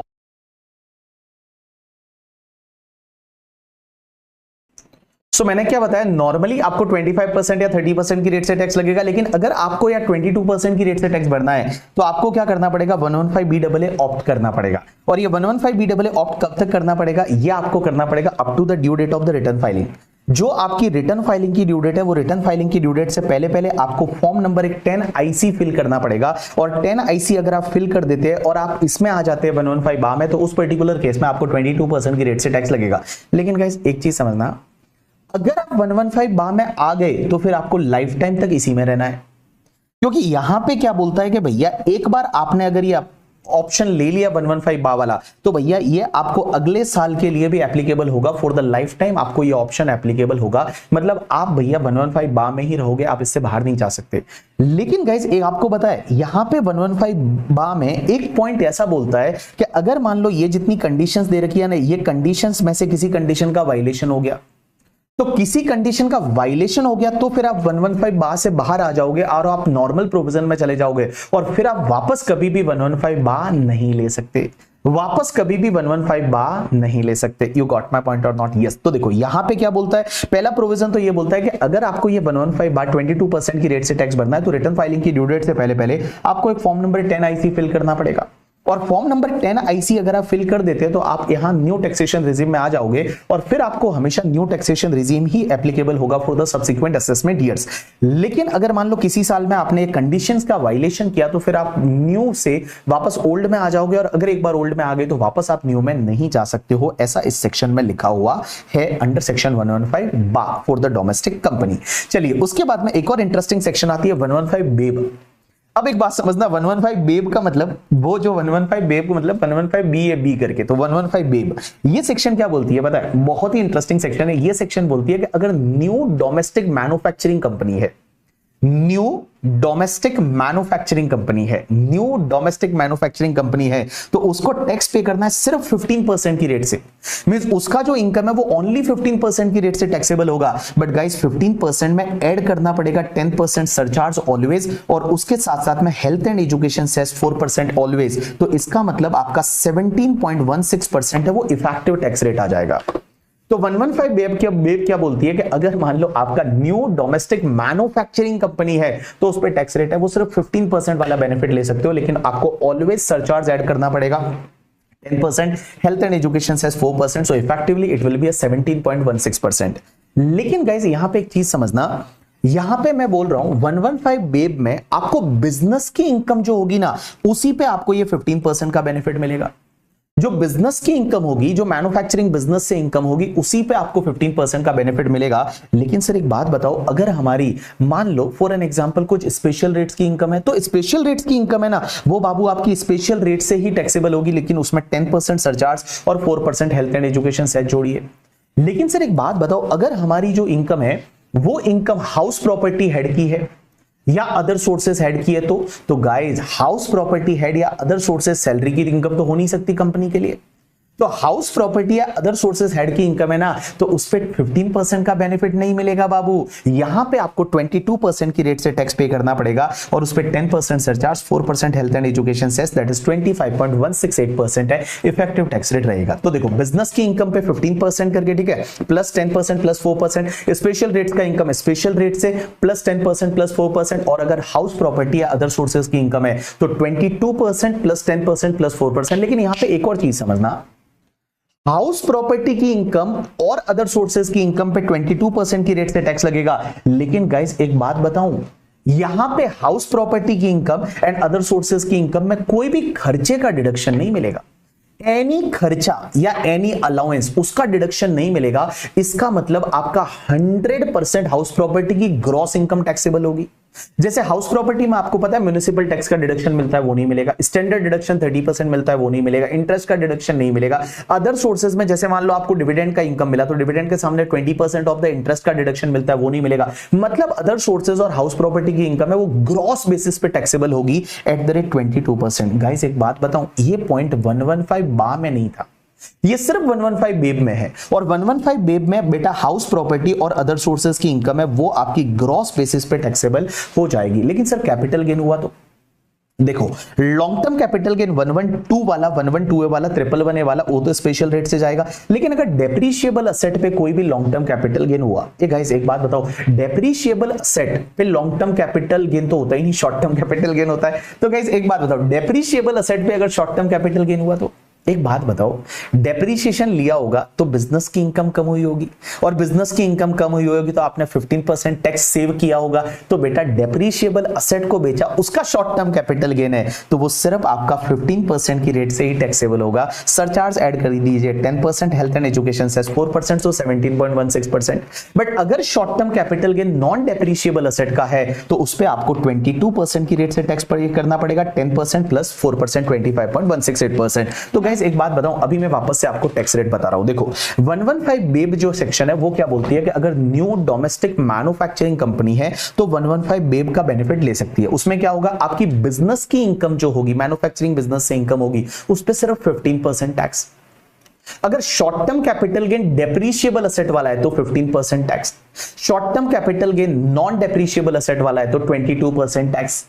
अगर मान लो आपका स्पेशल रेट्स का इनकम है तो स्पेशल रेट से टैक्स, और अगर आपका हाउस प्रॉपर्टी या अदर सोर्सेज का इनकम है तो उस पे आपका 22% की रेट से टैक्स लगेगा। लेकिन गाइस ये जो भी टैक्स रेट मैंने बोली है उसमें आपको 10% सरचार्ज ऑलवेज ऐड करना है, 4% health and education cess always आपको ऐड करना पड़ेगा। लेकिन गाइस एक और इंटरेस्टिंग पार्ट है, that is the section 115 BAB का सब सेक्शन 6 करके। और 115 BAB का सब सेक्शन 6 क्या बोलता है कि कभी कभी क्या होता है, लोग ऐसा ट्रांजैक्शन करेंगे, जैसे मान लो मेरा एक कंपनी मुंबई में जो 30% टैक्स भरता है, मैंने ये जो कंपनी चालू किया, ये मान लो चेन्नई में चालू किया मैन्युफैक्चरिंग बिजनेस पे जिसपे 15% टैक्स भर रहे हैं। तो मैं क्या चाहूंगा पता है, अगर दोनों में मैं डायरेक्टर हूं, दोनों में मैं शेयर होल्डर हूं, तो मैं क्या करूंगा कि चेन्नई की कंपनी है जिसपे सिर्फ 15% की रेट से टैक्स लग रहा है, मैं चाहूंगा उसका इनकम हमेशा बढ़ा दूं तो जिससे सिर्फ 15% टैक्स लगे, और मुंबई की कंपनी का इनकम कम करूं क्योंकि वहां तो 30% टैक्स लग रहा है।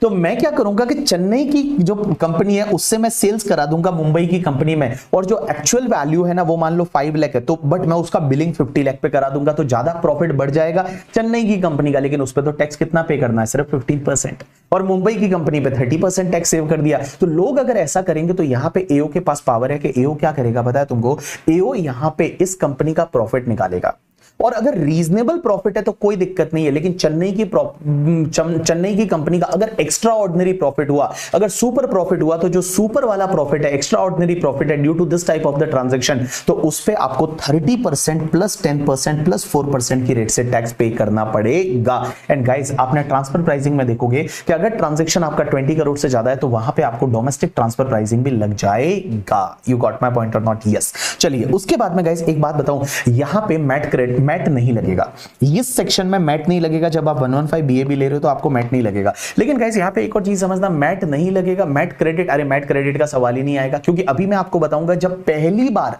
पहला रिटर्न कंपनी फाइल करेगी उस टाइम आपको ये सेक्शन का बेनिफिट लेना पड़ेगा। तो मैट क्रेडिट का सवाल ही नहीं है, क्योंकि पहले ही साल से आप 115 BAB लोगे, और 115 BAB में जब मैट ही लग ही नहीं रहा है तो मैट क्रेडिट का सवाल नहीं आएगा। लेकिन गाइस एक बात बताऊं, अगर आपको 115 BAB का बेनिफिट चाहिए, ये 15% आपको मैन्युफैक्चरिंग बिजनेस पे टैक्स पे करना है करके, ठीक है, तो उसके लिए आपको कुछ कंडीशन सेटिस्फाइड करनी पड़ेगी। पहली कंडीशन यह है कि ये कंपनी सेटअप एंड रजिस्टर्ड होनी चाहिए ऑन और आफ्टर 1 अक्टूबर 2019। 1 अक्टूबर 2019 या उसके बाद में सेटअप एंड रजिस्टर्ड होनी चाहिए, और मैन्युफैक्चरिंग बिजनेस स्टार्ट हो गया है टिल 31 मार्च 2024। तो टिल 31 मार्च 2024 तक बिजनेस चालू हो गया है, and company setup and registered होनी चाहिए ऑन और आफ्टर 1 अक्टूबर 2019। दूसरी कंडीशन यह है कि यहां पे जो बिजनेस है ना वो आपका नया होना चाहिए। ऐसा नहीं होना चाहिए कि पुराने बिजनेस का आपने स्प्लिट अप कर दिया, रिकंस्ट्रक्शन कर दिया, इंटरनल रिकंस्ट्रक्शन कर दिया, ऐसा नहीं, आपका न्यू बिजनेस होना चाहिए। तीसरी कंडीशन यह है कि इस बिजनेस में जो भी आपकी प्लांट एंड मशीनरी लगेगी ना वो सब न्यू होनी चाहिए। लेकिन इसके दो एक्सेप्शन है, एक तो आपके टोटल प्लांट एंड मशीनरी में 20% आपकी plant and machinery second hand हो सकती है, और दूसरा इंडिया के बाहर से जो आप इंपोर्ट करोगे second hand plant and machinery वो आपकी न्यू ही मानी जाएगी for the purpose of this section. तो अगर आपने इंडिया में इंपोर्ट किया और वो second hand plant and machinery है, बाहर से इंपोर्ट किया, तो भी वो न्यू ही मानी जाएगी for the purpose of this particular section. उसके बाद तीसरी कंडीशन यह है कि गाइस ये जो कंपनी कंपनी है ना, वो कोई भी ऐसी बिल्डिंग यूज नहीं कर सकती जो बिल्डिंग पहले एज अ होटल यूज हुई थी या कन्वेंशन सेंटर यूज हुई थी और उस पे आपने ATID में डिडक्शन लिया था। ये ATID का डिडक्शन क्या होता है पता है आपको, कि पहले जब इंडिया में कॉमनवेल्थ गेम हुए तो 2007 या 8 में आई थिंक करके, ठीक है, और उस टाइम दिल्ली एंड उसके NCR के जो एरिया है उसमें उन्होंने उनको बोला था कि आप एक काम करो, जितने भी आपके घर है, मकान है, बिल्डिंग है, उसको आप होटल में कन्वर्ट कर सकते हो, आपको डिडक्शन मिलेगा। तो अगर आपने उस बिल्डिंग पे आपने डिडक्शन ले चुके हो एज अ होटल या कन्वेंशन सेंटर, तो वो वाला बिल्डिंग आपको यूज नहीं करना है। उसके बाद पांचवी कंडीशन ये है ना कि भैया एसएससी मैन्युफैक्चरिंग बिजनेस में होना चाहिए, as well as the research related to that business and distribution of goods produced by that company। मतलब उसके तीन ही काम होने चाहिए कि मैन्युफैक्चरिंग बिजनेस में है, उसके साथ साथ में उससे रिलेटेड रिसर्च कर रहा है एंड उसके साथ साथ में वो प्रोडक्ट है वो डिस्ट्रीब्यूट कर रहा है। ये काम होना चाहिए और कोई काम नहीं होना चाहिए। गाइस यहां पे एक चीज समझना कि कुछ बिजनेस ऐसे हैं जो मैन्युफैक्चरिंग नहीं माने जाएंगे, इसको मैन्युफैक्चरिंग नहीं बोलेंगे। सबसे पहला, अगर आप कंप्यूटर सॉफ्टवेयर डेवलपमेंट करते हैं, कंप्यूटर सॉफ्टवेयर बनाते हैं, that is not a manufacturing. अगर आप माइनिंग का बिजनेस करते हैं, that is not a manufacturing. अगर आप मार्बल ब्लॉक को स्लैब्स में, टाइल्स में काटते हैं, it is not a manufacturing. अगर आप गैस को सिलेंडर में बोटलिंग करते हैं, it is not a manufacturing. And guys printing the books करके है या फिर प्रोडक्शन ऑफ मूवी है, ये मैन्युफैक्चरिंग नहीं है। एंड और भी अगर कोई नोटिफाइड किया जाता है कि ये मैन्युफैक्चरिंग नहीं है तो वो आपका मैन्युफैक्चरिंग नहीं माना जाएगा। तो मैन्युफैक्चरिंग में क्या क्या नहीं आएगा? कंप्यूटर सॉफ्टवेयर का development is not a manufacturing, mining is not a manufacturing, marble block को स्लैब में काटना is not a manufacturing, bottling of gas into cylinder is not a manufacturing, printing of books and production of movie is not a manufacturing. And guys any other notified business अगर कुछ करते हैं तो वो भी manufacturing नहीं है। लेकिन गाइस यहां एक चीज समझना, अगर आप इलेक्ट्रिसिटी का जनरेशन करते हैं ना, वो मैन्युफैक्चरिंग माना जाएगा। Electricity generation is a manufacturing. ये स्पेसिफिकली बोला है कि इलेक्ट्रिसिटी जनरेशन किया, जो इलेक्ट्रिसिटी जनरेशन वाली कंपनी है उनके लिए ये मैन्युफैक्चरिंग माना जाएगा। अब यहां पे एक और चीज समझना, आपको कुछ बेनिफिट्स नहीं मिलेंगे, सरेंडर करने चाहिए पड़ेंगे। कौन कौन से? वही वाले जो ऊपर अपन ने देखे थे 115 बा में। एक तो आप 10AA का डिडक्शन नहीं ले सकते, एडिशनल डेप्रिसिएशन नहीं ले सकते, 33AB ABA वाला नहीं ले सकते, साइंटिफिक रिसर्च में जो डोनेशन वाली डिडक्शन है वो नहीं ले सकते, 35 ADN, 35 CCC, 35 CCDA वो आप नहीं ले सकते। डिडक्शन चैप्टर में कोई डिडक्शन नहीं मिलेगा, लेकिन यहां पे दो डिडक्शन मिलेंगे। एक तो 80JJAA 80JJAA वाला मिलेगा, दैट इज जामत आ, और एक आपको 80M का जो इंटर कॉर्पोरेट डिविडेंड है उसका मिलेगा। आप बोलोगे सर 80LA यहां क्यों नहीं बोला? अरे खजूर, एक बात बताइए, मैन्युफैक्चरिंग कंपनी है, ये 80LA में थोड़ी होगी। 80LA तो क्या है? IFSC international financial service centre, वहां सर्विस वाली कंपनियां रहती है, ये तो मैन्युफैक्चरिंग कंपनियां है। तो ऐसे भी 80LA का सवाल नहीं आता है यहाँ पे, तो ऐसे भी 80LA तो मिलेगा ही नहीं करके, ठीक है। तो गाइस एक बात बताऊं, यहाँ पे 80JJAA मिलेगा एंड 80M मिलेगा, उसको छोड़ के डिडक्शन अंडर चैप्टर 6 से है वो एक भी नहीं मिलेगा। अब इसकी वजह से अगर कोई पुराने तुम्हारे लॉस है तो वो लॉस भी आप सेट ऑफ कैरी फॉरवर्ड नहीं कर सकते। लेकिन आपका क्वेश्चन ये रहेगा सर पहले ही साल जब ये सेक्शन ले रहे हैं तो इसकी वजह से पुराने लॉस अनअब्सॉर्ब्ड डेप्रिसिएशन नहीं हो सकता, नहीं हो सकता। लेकिन गाइस अगर मान लो कोई अमलगमेशन हो जाए, किसी दूसरी कंपनी को लाके आप मिला दो, इस अमलगमेट कर लो, तो उसके अनअब्सॉर्ब्ड डेप्रिसिएशन बिजनेस के लॉस आपको सेट ऑफ करने को मिलेंगे ना। अगर वो बिजनेस के लॉस या अनअब्सॉर्ब्ड डेप्रिसिएशन इन सेक्शंस की वजह से है तो उस पर्टिकुलर केस में आप अमलगमेटिंग कंपनी के लॉसेस या अनअब्सॉर्ब्ड डेप्रिसिएशन, अमलगमेटेड कंपनी है वो सेट ऑफ कैरी फॉरवर्ड नहीं करेगी, वो अगर इन सेक्शंस की वजह से है तो करके।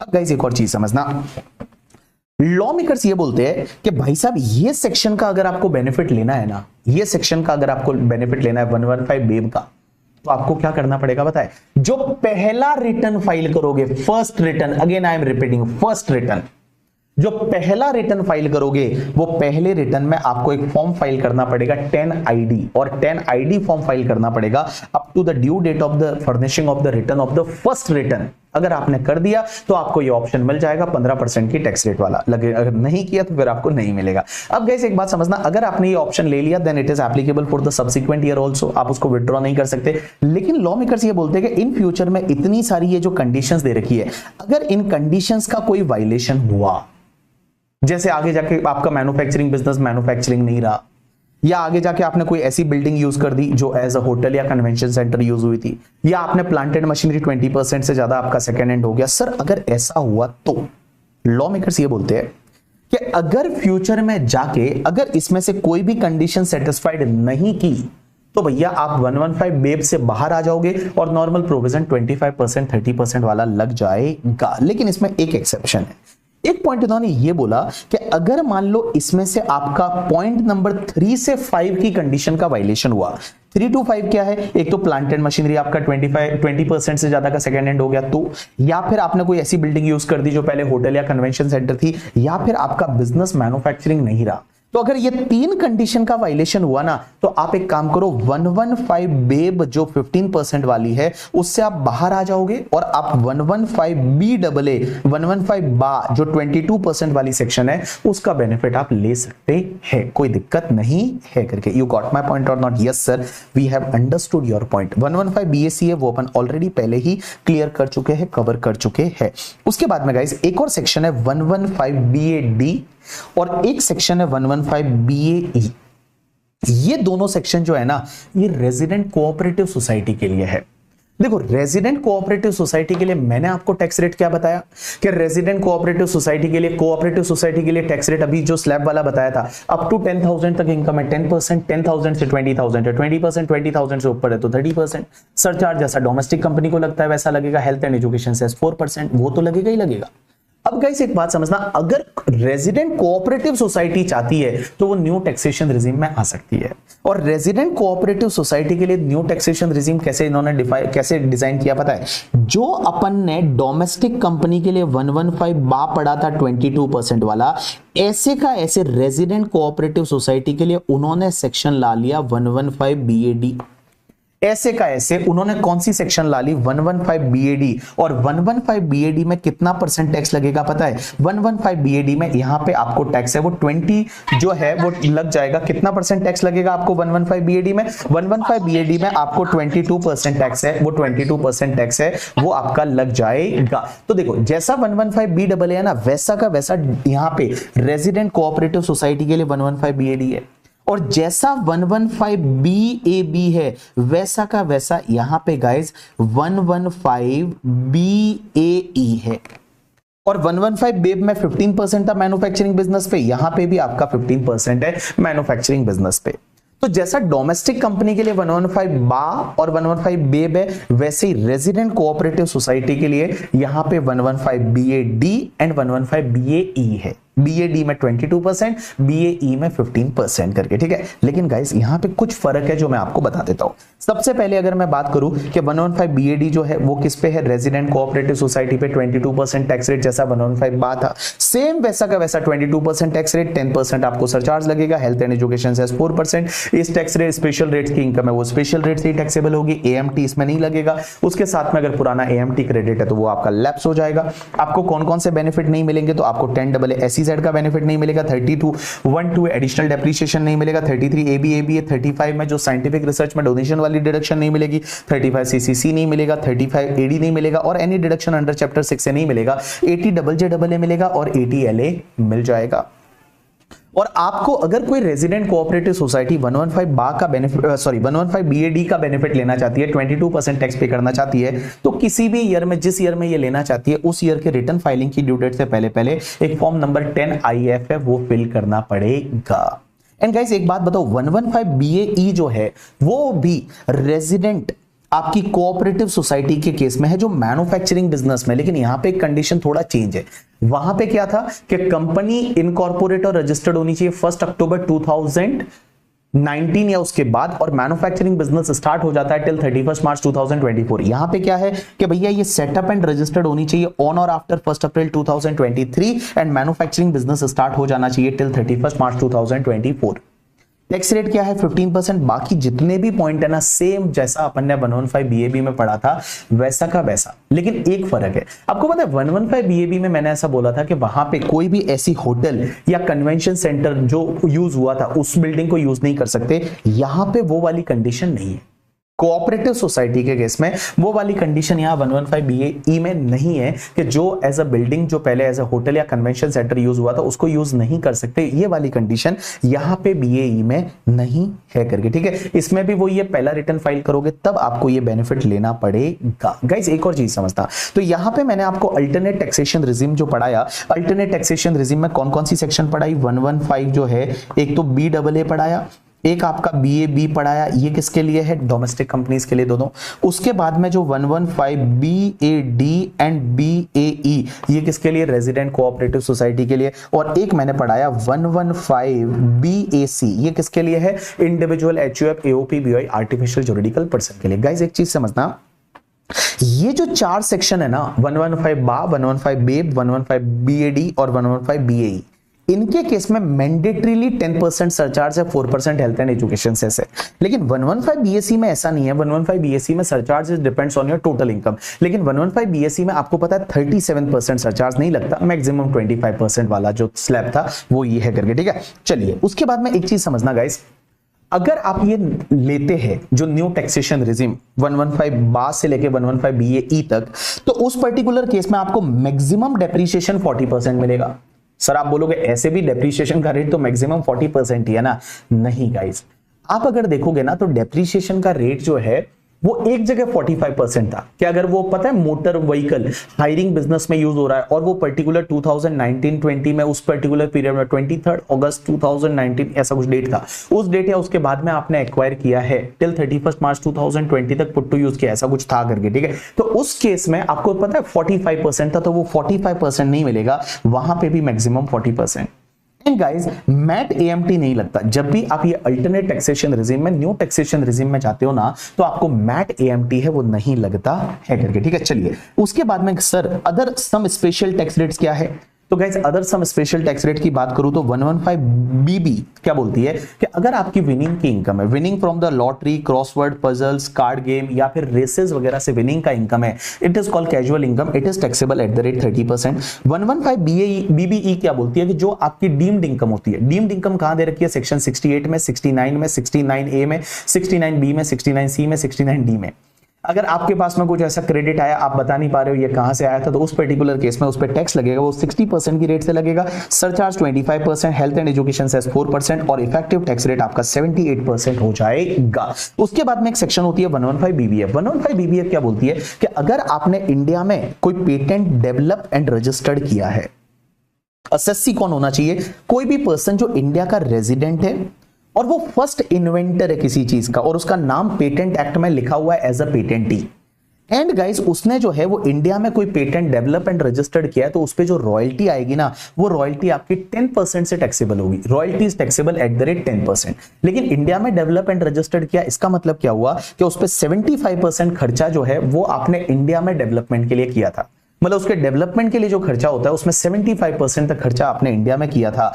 अब यहां पे एक और चीज समझना, अगर आप इस सेक्शन का बेनिफिट लेना चाहते हैं 10% वाला तो आप ले सकते हैं, लेकिन आपको रिटर्न फाइलिंग की ड्यू डेट से पहले पहले आपको ये ऑप्शन को एक्सरसाइज करना पड़ेगा। लेकिन गाइस अगर आपने इस 115 BBF का बेनिफिट ले लिया और पेटेंट की रॉयल्टी पे 10% टैक्स भरा, तो एक बार आपने ये बेनिफिट लिया तो अगले 5 साल तक भी लेना पड़ेगा, और अगले 5 साल में अगर आपने किसी साल नहीं लिया तो फिर जिस ईयर में नहीं लिया उस साल और उसके अगले 5 साल तक आपको इसका बेनिफिट नहीं मिलेगा। अब एक और चीज समझना, जो आपने कार्बन क्रेडिट पॉइंट बेचे, तो कार्बन क्रेडिट पॉइंट को बेचने से जो इनकम होती है ना, उस पे आपका टैक्स रेट है वो 10% है, ये PGBP में ही टैक्सेबल होगा and it is taxable as per 10% rate. उसके बाद 115 BBJ क्या होता है कि अगर मान लो आपने कोई ऑनलाइन गेमिंग जो है जैसे ड्रीम 11 है या जंगली रमी वगैरह है, तो उससे जो भी आपका इनकम हुआ उस पे टैक्स रेट है वो आपका 30% की रेट से है। इसमें कैलकुलेशन कैसा होगा वो TDS टॉपिक में अपन सीखेंगे। अब गाइस एक बात बताऊं, यहां 115 BB से लेके और 115 BBG के बीच में जो भी इनकम है ना, ये इनकम ग्रॉस बेसिस पे टैक्सेबल होगी। इनके सामने कोई खर्चा अलाउ नहीं होगा। जैसे रॉयल्टी के केस में 10% से टैक्सेबल होगा, तो रॉयल्टी के सामने कोई और खर्चा डिडक्शन वगैरह अलाउ नहीं होगा। जैसे 80 RRB का डिडक्शन मिलता है वो नहीं मिलेगा, सीधा 10% से टैक्सेबल हो जाएगा। कार्बन क्रेडिट की पॉइंट इनकम 30% से टैक्सेबल होगी, विनिंग का इनकम है वो आपका 30% से टैक्सेबल होगा। मतलब इसके सामने कोई खर्चे का डिडक्शन आपको है वो आपको नहीं मिलेगा। उसके साथ साथ में आपको डिडक्शन अंडर चैप्टर 6 से है वो भी आपको नहीं मिलेगा। और इसके सामने स्पेशल रेट्स की जो इनकम होती है ना, उसके सामने आपको बेसिक एग्जेम्पशन का बेनिफिट भी नहीं मिलता। बेसिक एग्जेम्पशन का बेनिफिट आपको स्पेशल रेट्स में सिर्फ वो 3 इनकम के सामने मिलता है, रेजिडेंट इंडिविजुअल HUF है, और अगर LTCG 112 है, LTCG 112 है या STCG 111 है तो उसके सामने मिल जाएगा, that is unexhausted basic exemption. पता है आपकी अदर इनकम अगर बेसिक एग्जेम्पशन से कम है तो जितना अनएग्जॉस्टेड बेसिक एग्जेम्पशन है वो आप स्पेशल रेट्स के सामने ले सकते हैं, ऐसा अपन ने पढ़ा था इन द कैपिटल गेन। चलिए उसके बाद में गाइस लास्ट कॉन्सेप्ट दो पॉइंट आते हैं, one is the diversion of income by overriding title and one is the application of income. A guys एक बात बताओ, डाइवर्जन ऑफ इनकम क्या होता है बताया तुमको? कि अगर कोई इनकम है, वो इनकम जहां पे हो रही है, जहां से जनरेट हो रही है, वहीं पे अगर लॉ का रिक्वायरमेंट है या कोई कॉन्ट्रैक्ट है या कोई ऑब्लिगेशन है कि वो इनकम जहां से जनरेट हो रही है ना, वहीं से वो किसी और को चली जानी चाहिए, that is called diversion of income. तो डाइवर्जन ऑफ इनकम जिसको जाएगी उसके हाथ में टैक्सेबल होगी। एक होता है application of income. Application of income का मतलब क्या होता है कि भाई साहब जब इनकम हो गई, होने के बाद अगर आप किसी और को वो दे देते हो, अप्लाई कर देते हो, that is called application of income. तो एप्लीकेशन ऑफ इनकम वो आप ही के हाथ में टैक्सेबल होगा। अब गाइस यहां पे मैंने कुछ एग्जांपल दे रखे हैं। जैसे मान लो हुआ क्या कि एबीसी करके एक पार्टनरशिप फर्म था जिसमें मिस्टर ए है एंड उसके दो सन बी और सी पार्टनर है। तो यहां पे मिस्टर ए है और मिस्टर बी और मिस्टर सी तीन पार्टनर है। अब एक बात समझना, डीड में ऐसा लिखा हुआ है कि अगर मिस्टर ए की डेथ हो जाए तो मिस्टर बी और मिस्टर सी को पार्टनरशिप फर्म कंटिन्यू करनी पड़ेगी, लेकिन उनका 20% प्रॉफिट जो है वो मिसेस डी को देना पड़ेगा जो कि मिस्टर ए की वाइफ है। अब ये डीड में ही लिखा हुआ है। तो जब इनकम होगी तो सीधा 20% चली जाएगी। तो जो इनकम हो रही है ना, वहीं पे there is a obligation. That obligation is, जहां पे वो सोर्स है ना, वहीं पे वो ऑब्लिगेशन डाल दिया है ड्यू टू द अग्रीमेंट या एज पर द लॉ। तो गाइस जो भी 20% इनकम है वो इस फर्म के हाथ में टैक्सेबल नहीं होगी, वो जो है वो मिसेस डी के हाथ में टैक्सेबल हो जाएगी। दूसरा होता है application of income. It is very simple कि भैया सोर्स पे कोई ऐसा ऑब्लिगेशन वगैरह आपका नहीं है। तो क्या देखिए क्या लिखा है, if the any income is transfer to any person without any obligation at the source. जैसे मान लो फॉर एन एग्जांपल डाइवोर्स हो गया और डाइवोर्स के बाद इससे ऐसा बोला हुआ है कि आप जितना कमाओगे उसमें से 50% आपको अपनी वाइफ को देना है। तो वो तो इनकम आप कमा लोगे, उसके बाद में 50% आपको देना है। तो उस पर्टिकुलर केस में क्या होगा, that is called your application of income. और in simple word one more point I can say that कि जैसे मान लो आपकी सैलरी है, आपकी सैलरी आप जितना भी कमाते हो, आपको हर महीने 30,000 अपनी वाइफ को देना है। अगर वो मान लो 30,000 वाइफ को देना है, तो उस पर्टिकुलर केस में भैया कि आपने हो सकता है कभी कभी एम्प्लॉयर को बोला कि यार मेरा सैलरी में से 30,000 मेरी वाइफ को दे देना। तो क्या ये diversion of income by the overriding title हुआ? नहीं, that is called application of income. और एप्लीकेशन ऑफ इनकम है तो वो आप ही के हाथ में टैक्सेबल हो जाएगा करके, ठीक है। तो भाई यहाँ पे दूसरा एग्जाम्पल भी दे रखा है, आप देखोगे तो आपको समझ में आ जाएगा। This is the completion of your topic number 1। Sir अब अपन अगर क्वेश्चंस की बात करें तो क्या हमको क्वेश्चंस अभी करने चाहिए इस टॉपिक के या पीजीबीपी के बात करने चाहिए? देखो एडवाइजेबल ये रहेगा पीजीबीपी के बात करो, क्योंकि बहुत सारे क्वेश्चन वैसे रहेंगे जो पीजीबीपी रहेगा जब बिजनेस के प्रोविजन ही आपको पता नहीं है, तो यहाँ पे आप उसको कैसे ही सॉल्व कर पाओगे। तो पहले बेटर रहेगा पीजीबीपी के क्वेश्चन करिए और पीजीबीपी टॉपिक के बाद इसके क्वेश्चन करिए। इस टॉपिक को सिर्फ थ्योरेटिकली जैसा मैंने आपको रिवाइज कराया उतना रिवाइज करके रखिए और फिर आप अगले टॉपिक पे जाइए। और जब पीजीबीपी वगैरह हो जाए तब वापस आप इस टॉपिक पे आइए। लेकिन इसमें से कुछ क्वेश्चन पहले आप कर सकते हो। जैसे क्वेश्चन नंबर 1 है वो डाइवर्जन ऑफ इनकम वाला है। इसके बाद क्वेश्चन नंबर 2 जो है वो भी diversion of income, application of income. तो क्वेश्चन नंबर 1, 2, 3 है, ये आपसे इजीली हो जाएंगे, आराम से आप देख लीजिए। देखो क्वेश्चन नंबर 4 है ना, ये आप चाहे तो कर सकते हैं। क्वेश्चन नंबर 4 है वो आप कर लीजिए, बढ़िया सा क्वेश्चन है। ये मैंने हैंडमेड क्वेश्चन बनाया है क्योंकि सैलरी वगैरह की चीजें भी दे रखी है इसके लिए। देखो यहां पे ये बोला है कि 115 बीएसी लेना है, that is default taxation regime, या फिर ऑप्ट आउट करना है। तो आप बताइए कौन सा बेनिफिशियल रहेगा, किसमें टैक्स ज्यादा लगेगा, किसमें टैक्स नहीं लगेगा।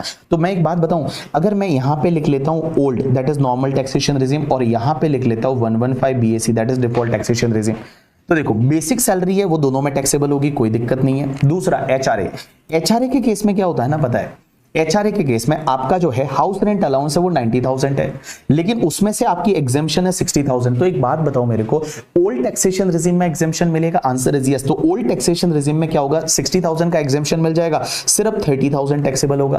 बट न्यू टैक्सेशन रेजिम में एचआरए का एग्जेम्पशन नहीं मिलता तो पूरा 90,000 टैक्सेबल हो जाएगा। दूसरा लीव ट्रेवल कंसेशन आपका 195 है और उसमें से 180 का एग्जेम्प्ट है। तो ओल्ड टैक्सेशन रेजिम में सिर्फ 15,000 है वो टैक्सेबल होगा, बट न्यू टैक्सेशन रेजिम में पूरा 195 है वो टैक्सेबल हो जाएगा। उसके बाद new pension scheme contribution NPS by the company ने जो एनपीएस में कंट्रीब्यूशन कर दिया ना कंपनी, वो पूरा टैक्सेबल होता है।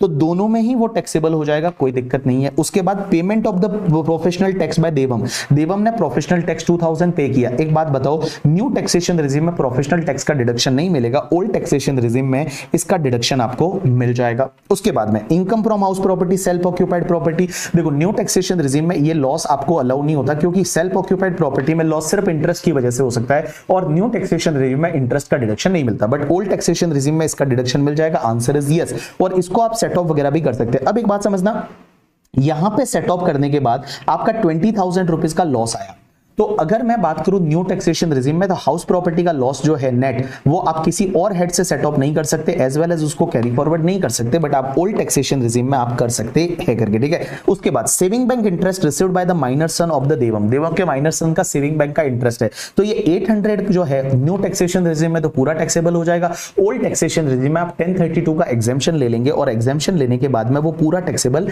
नहीं होगा, उसमें से एग्जेम्पशन 800 का मिल जाएगा। Saving bank interest received by the minor daughter of the Devam 2000 rupees, तो ये जो 2000 है इसमें ओल्ड टैक्सेशन रेजिम में क्या होगा, आपको एग्जेम्पशन मिल जाएगा, और भैया न्यू टैक्सेशन रेजिम में आपको एग्जेम्पशन नहीं मिलेगा, पूरा टैक्सेबल हो जाएगा। उसके बाद interest on saving bank account of the Devam, ये सेविंग बैंक अकाउंट का इंटरेस्ट दोनों ही रेजिम में टैक्सेबल होगा, बट ओल्ड टैक्सेशन रेजिम में अंडर सेक्शन 80 टीटीए का डिडक्शन मिल जाएगा, न्यू टैक्सेशन रेजिम में टीटीए का डिडक्शन नहीं मिलेगा।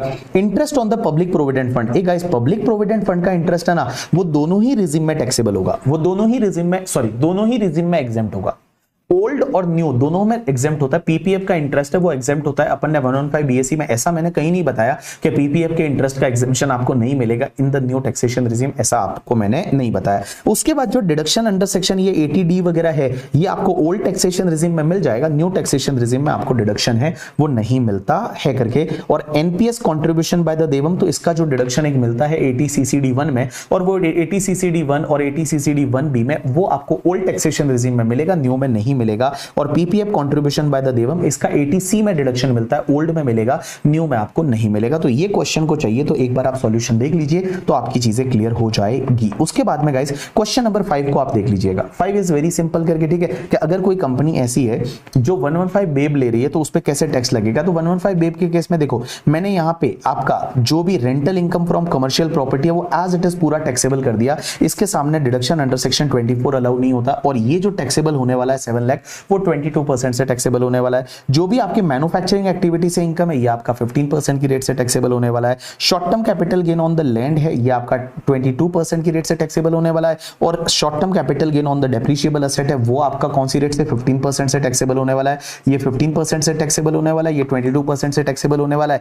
एंड गाइस उसके बाद में interest on the bank FD है ये आपका जो है वो 22% से टैक्सेबल होने वाला है, कोई डिडक्शन वगैरह आपको नहीं मिलेगा, यहां पे आपका टैक्स कैलकुलेशन दे रखा है करके, ठीक है। उसके बाद में गाइस क्वेश्चन नंबर 6 आप अभी मत करिए क्योंकि ये पीजीबीपी का क्वेश्चन है, तो क्वेश्चन नंबर 6 है। एंड उसके साथ साथ में क्वेश्चन एक और क्वेश्चन नंबर 6 जो है ना, इसको आपका टारगेट रखना है आफ्टर पीजीबीपी, इसको आफ्टर पीजीबीपी, जब आप पीजीबीपी कर लोगे पीजीबीपी के बाद करना है क्वेश्चन नंबर 6 करके, ठीक है। एंड गाइस उसके बाद में मैं बताऊं क्वेश्चन नंबर 7 जो है इसको भी आप बाद में करिए आफ्टर पीजीबीपी एंड डिडक्शन, तो डिडक्शन पीजीबीपी के बाद करना है। एंड गाइस क्वेश्चन नंबर 8 जो है that is related to the cooperative society, I think इसको करना है आफ्टर डिडक्शन टॉपिक, क्योंकि डिडक्शन वहां एटीपी का जो कोऑपरेटिव सोसाइटी वाला है वो देखने के बाद ही आपको क्वेश्चन नंबर 8 को करना है। तो क्वेश्चन नंबर 8 को आप डिडक्शन के बाद रखिए, और आपका 6 और 7 है उसको आप रखिए आफ्टर पीजीबीपी एंड डिडक्शन करके, ठीक है। बाकी अभी जो है बाकी जो ऊपर मैंने क्वेश्चन बोले थे वो आप यहाँ पे देख सकते हैं करके, ठीक है। So this is the completion of your first revision lecture. अब एक और चीज समझना गाइस, मैंने आपको इस बार जो है वो एमसीक्यू का बुकलेट भी दिया है, और एमसीक्यू केस सिनेरियो का बुकलेट है वो फाइनल की बात करूं तो ये मैंने टॉपिक वाइज डाटा है, टॉपिक वाइज डाला है, डाटा क्या आपको कौन डांट सकता है करके, ठीक है। तो टॉपिक वाइज मैंने जो है वो एमसीक्यू का बुकलेट डाला है। सर एक बात बताइए ये बुकलेट हम लोग को कहां मिलेगा? आपको कुछ नहीं करना, बीबी वर्चुअल की वेबसाइट पे जाना है, और बीबी वर्चुअल की वेबसाइट पे जाने के बाद गाइज यहाँ बीबी वर्चुअल की आप वेबसाइट पे जाएंगे, और बीबी वर्चुअल की वेबसाइट पे जाने के बाद फ्री रिसोर्सेज दे रखा है, फ्री रिसोर्सेज में सीए फाइनल में डायरेक्ट टैक्स में जाइए, और डायरेक्ट टैक्स में यहाँ पे देखिए आपको दे रखा है डायरेक्ट टैक्स एमसीक्यू मई जून सितंबर दिसंबर 2026, इस पे आप क्लिक करिए, आपको यहाँ पे पूरी बुक मिल जाएगी अपडेटेड करके, ठीक है। अब एक चीज समझना, ये जो बुक है ना इसमें मैंने टॉपिक वाइज एमसीक्यू डाले हैं, तो आपके लिए बेटर रहेगा कि जैसे टॉपिक को रिवाइज किया उसके बाद एमसीक्यू कर लीजिए। तो जैसे आपने ये क्वेश्चन, ये जो पहले कुछ एमसीक्यूज है, तो ये आप 4 एमसीक्यू कर लीजिए, आपका काम बन जाएगा। और उसके साथ साथ में केस सिनेरियो है, लेकिन केस सिनेरियो जो है उसमें बेटा 115 BAB, 115 BAC, 115 BAD वो सब दे रखा है, तो वो भी आप एक बार ट्राई कर सकते हैं, और ये भी आप चाहे तो अभी कर लीजिए। तो जैसे क्वेश्चन नंबर क्या बोलते हैं, टॉपिक नंबर 1 है, पहले आपने कॉम्पैक्ट से रिवाइज किया, उसके बाद में आपने कंपाइलर देखा, और उसके बाद में आपने एमसीक्यू का बुकलेट देखा। ये आपका सीक्वेंसिंग होना चाहिए और ऐसे ही आपको रिवाइज करना है करके, ठीक है। तो गाइस यहां पे आज का रिवीजन लेक्चर समाप्त होता है, लेकिन एक बात बताऊं, मैं बताऊं मेरे लिए ये लास्ट बार मैं रिवाइज करा रहा हूं, लास्ट मेरे लिए ये लास्ट है as per income tax act 1961, आपके लिए भी लास्ट होना चाहिए। और मैं एक बात बताऊं, आप लोग अटेम्प्ट नहीं दे रहे हो, आप लोग एग्जाम दे रहे हो। आज के बाद किसी को मत बोलना तुम अटेम्प्ट दे रहे हो, तुम एग्जाम दे रहे हो। एंड एक बार दे दो यार, एक बार मेहनत कर लो, एक बार 100% अपना दे दो। आपको पता है आप इंटरमीडिएट में भी तभी पास हुए थे जब आपने अपना 100% दिया था, फाउंडेशन में भी तभी हुए थे। तो फाइनल में एक बार 100% बिना किसी भी डिस्ट्रक्शन के एक बार देखे तो देखो, चीजें बनती है लाइफ में, है ना। सपने पूरे होते हैं, मैंने तो लाइफ में फील किया है कि सपने पूरे होते हैं। अगर आप सपने देखते हो ना तो सपने पूरे होते हैं, just you have to give your 100%। और मैं बता दूं आप दो आराम से पास हो जाओगे। पॉजिटिवली पढ़ो, खुश रह के पढ़ो करके, ठीक है। नेगेटिव लोगों को मतलब भगाओ अपनी लाइफ से, नेगेटिव लोगों से बात ही मत करो, अपने आप को ऑल इज वेल बोलो। जब भी ऐसा होता है, स्ट्रेस आता है करके, ठीक है, दिमाग एकदम बहुत ज्यादा थॉट्स आने लगते हैं ना, तो अपने आप को ऑल इज वेल बोलो, यार सब ठीक हो जाएगा करके, ठीक है, सब ठीक हो जाएगा, everything will be on the place. And guys एक बात बताऊं ना, लाइफ में ना एक चीज है, that is only change is the constant. Change है ना वो होता है, लाइफ चेंज होती है। मैंने ये फील किया है जिस जगह से मैं आया और जिस जगह पे आज मैं हूं, सच बताऊं मैंने कभी सोचा ही नहीं था, सोचा ही नहीं था कि यार इतना अच्छा हो जाएगा लाइफ में। होता है, सपने देखो, हार्डवर्क करो, डिसिप्लिन और कंसिस्टेंसी। बोलना बहुत ईजी है, मैंने बोल दिया कितना ईजी, डिसिप्लिन कंसिस्टेंसी, उसको जब आप फॉलो करते हो ना वो अलग है। जब मन नहीं कर रहा है और उसके बाद भी पढ़े, जब लगता है कि यार कुछ आज टाइम पास कर लेते हैं और उसके बाद भी तुम पढ़ रहे हो, it means you are giving your best. And guys I know that when you will give your best, God will do the rest and you will clear the exam in this examination. Thanks a lot people. That's enough for today from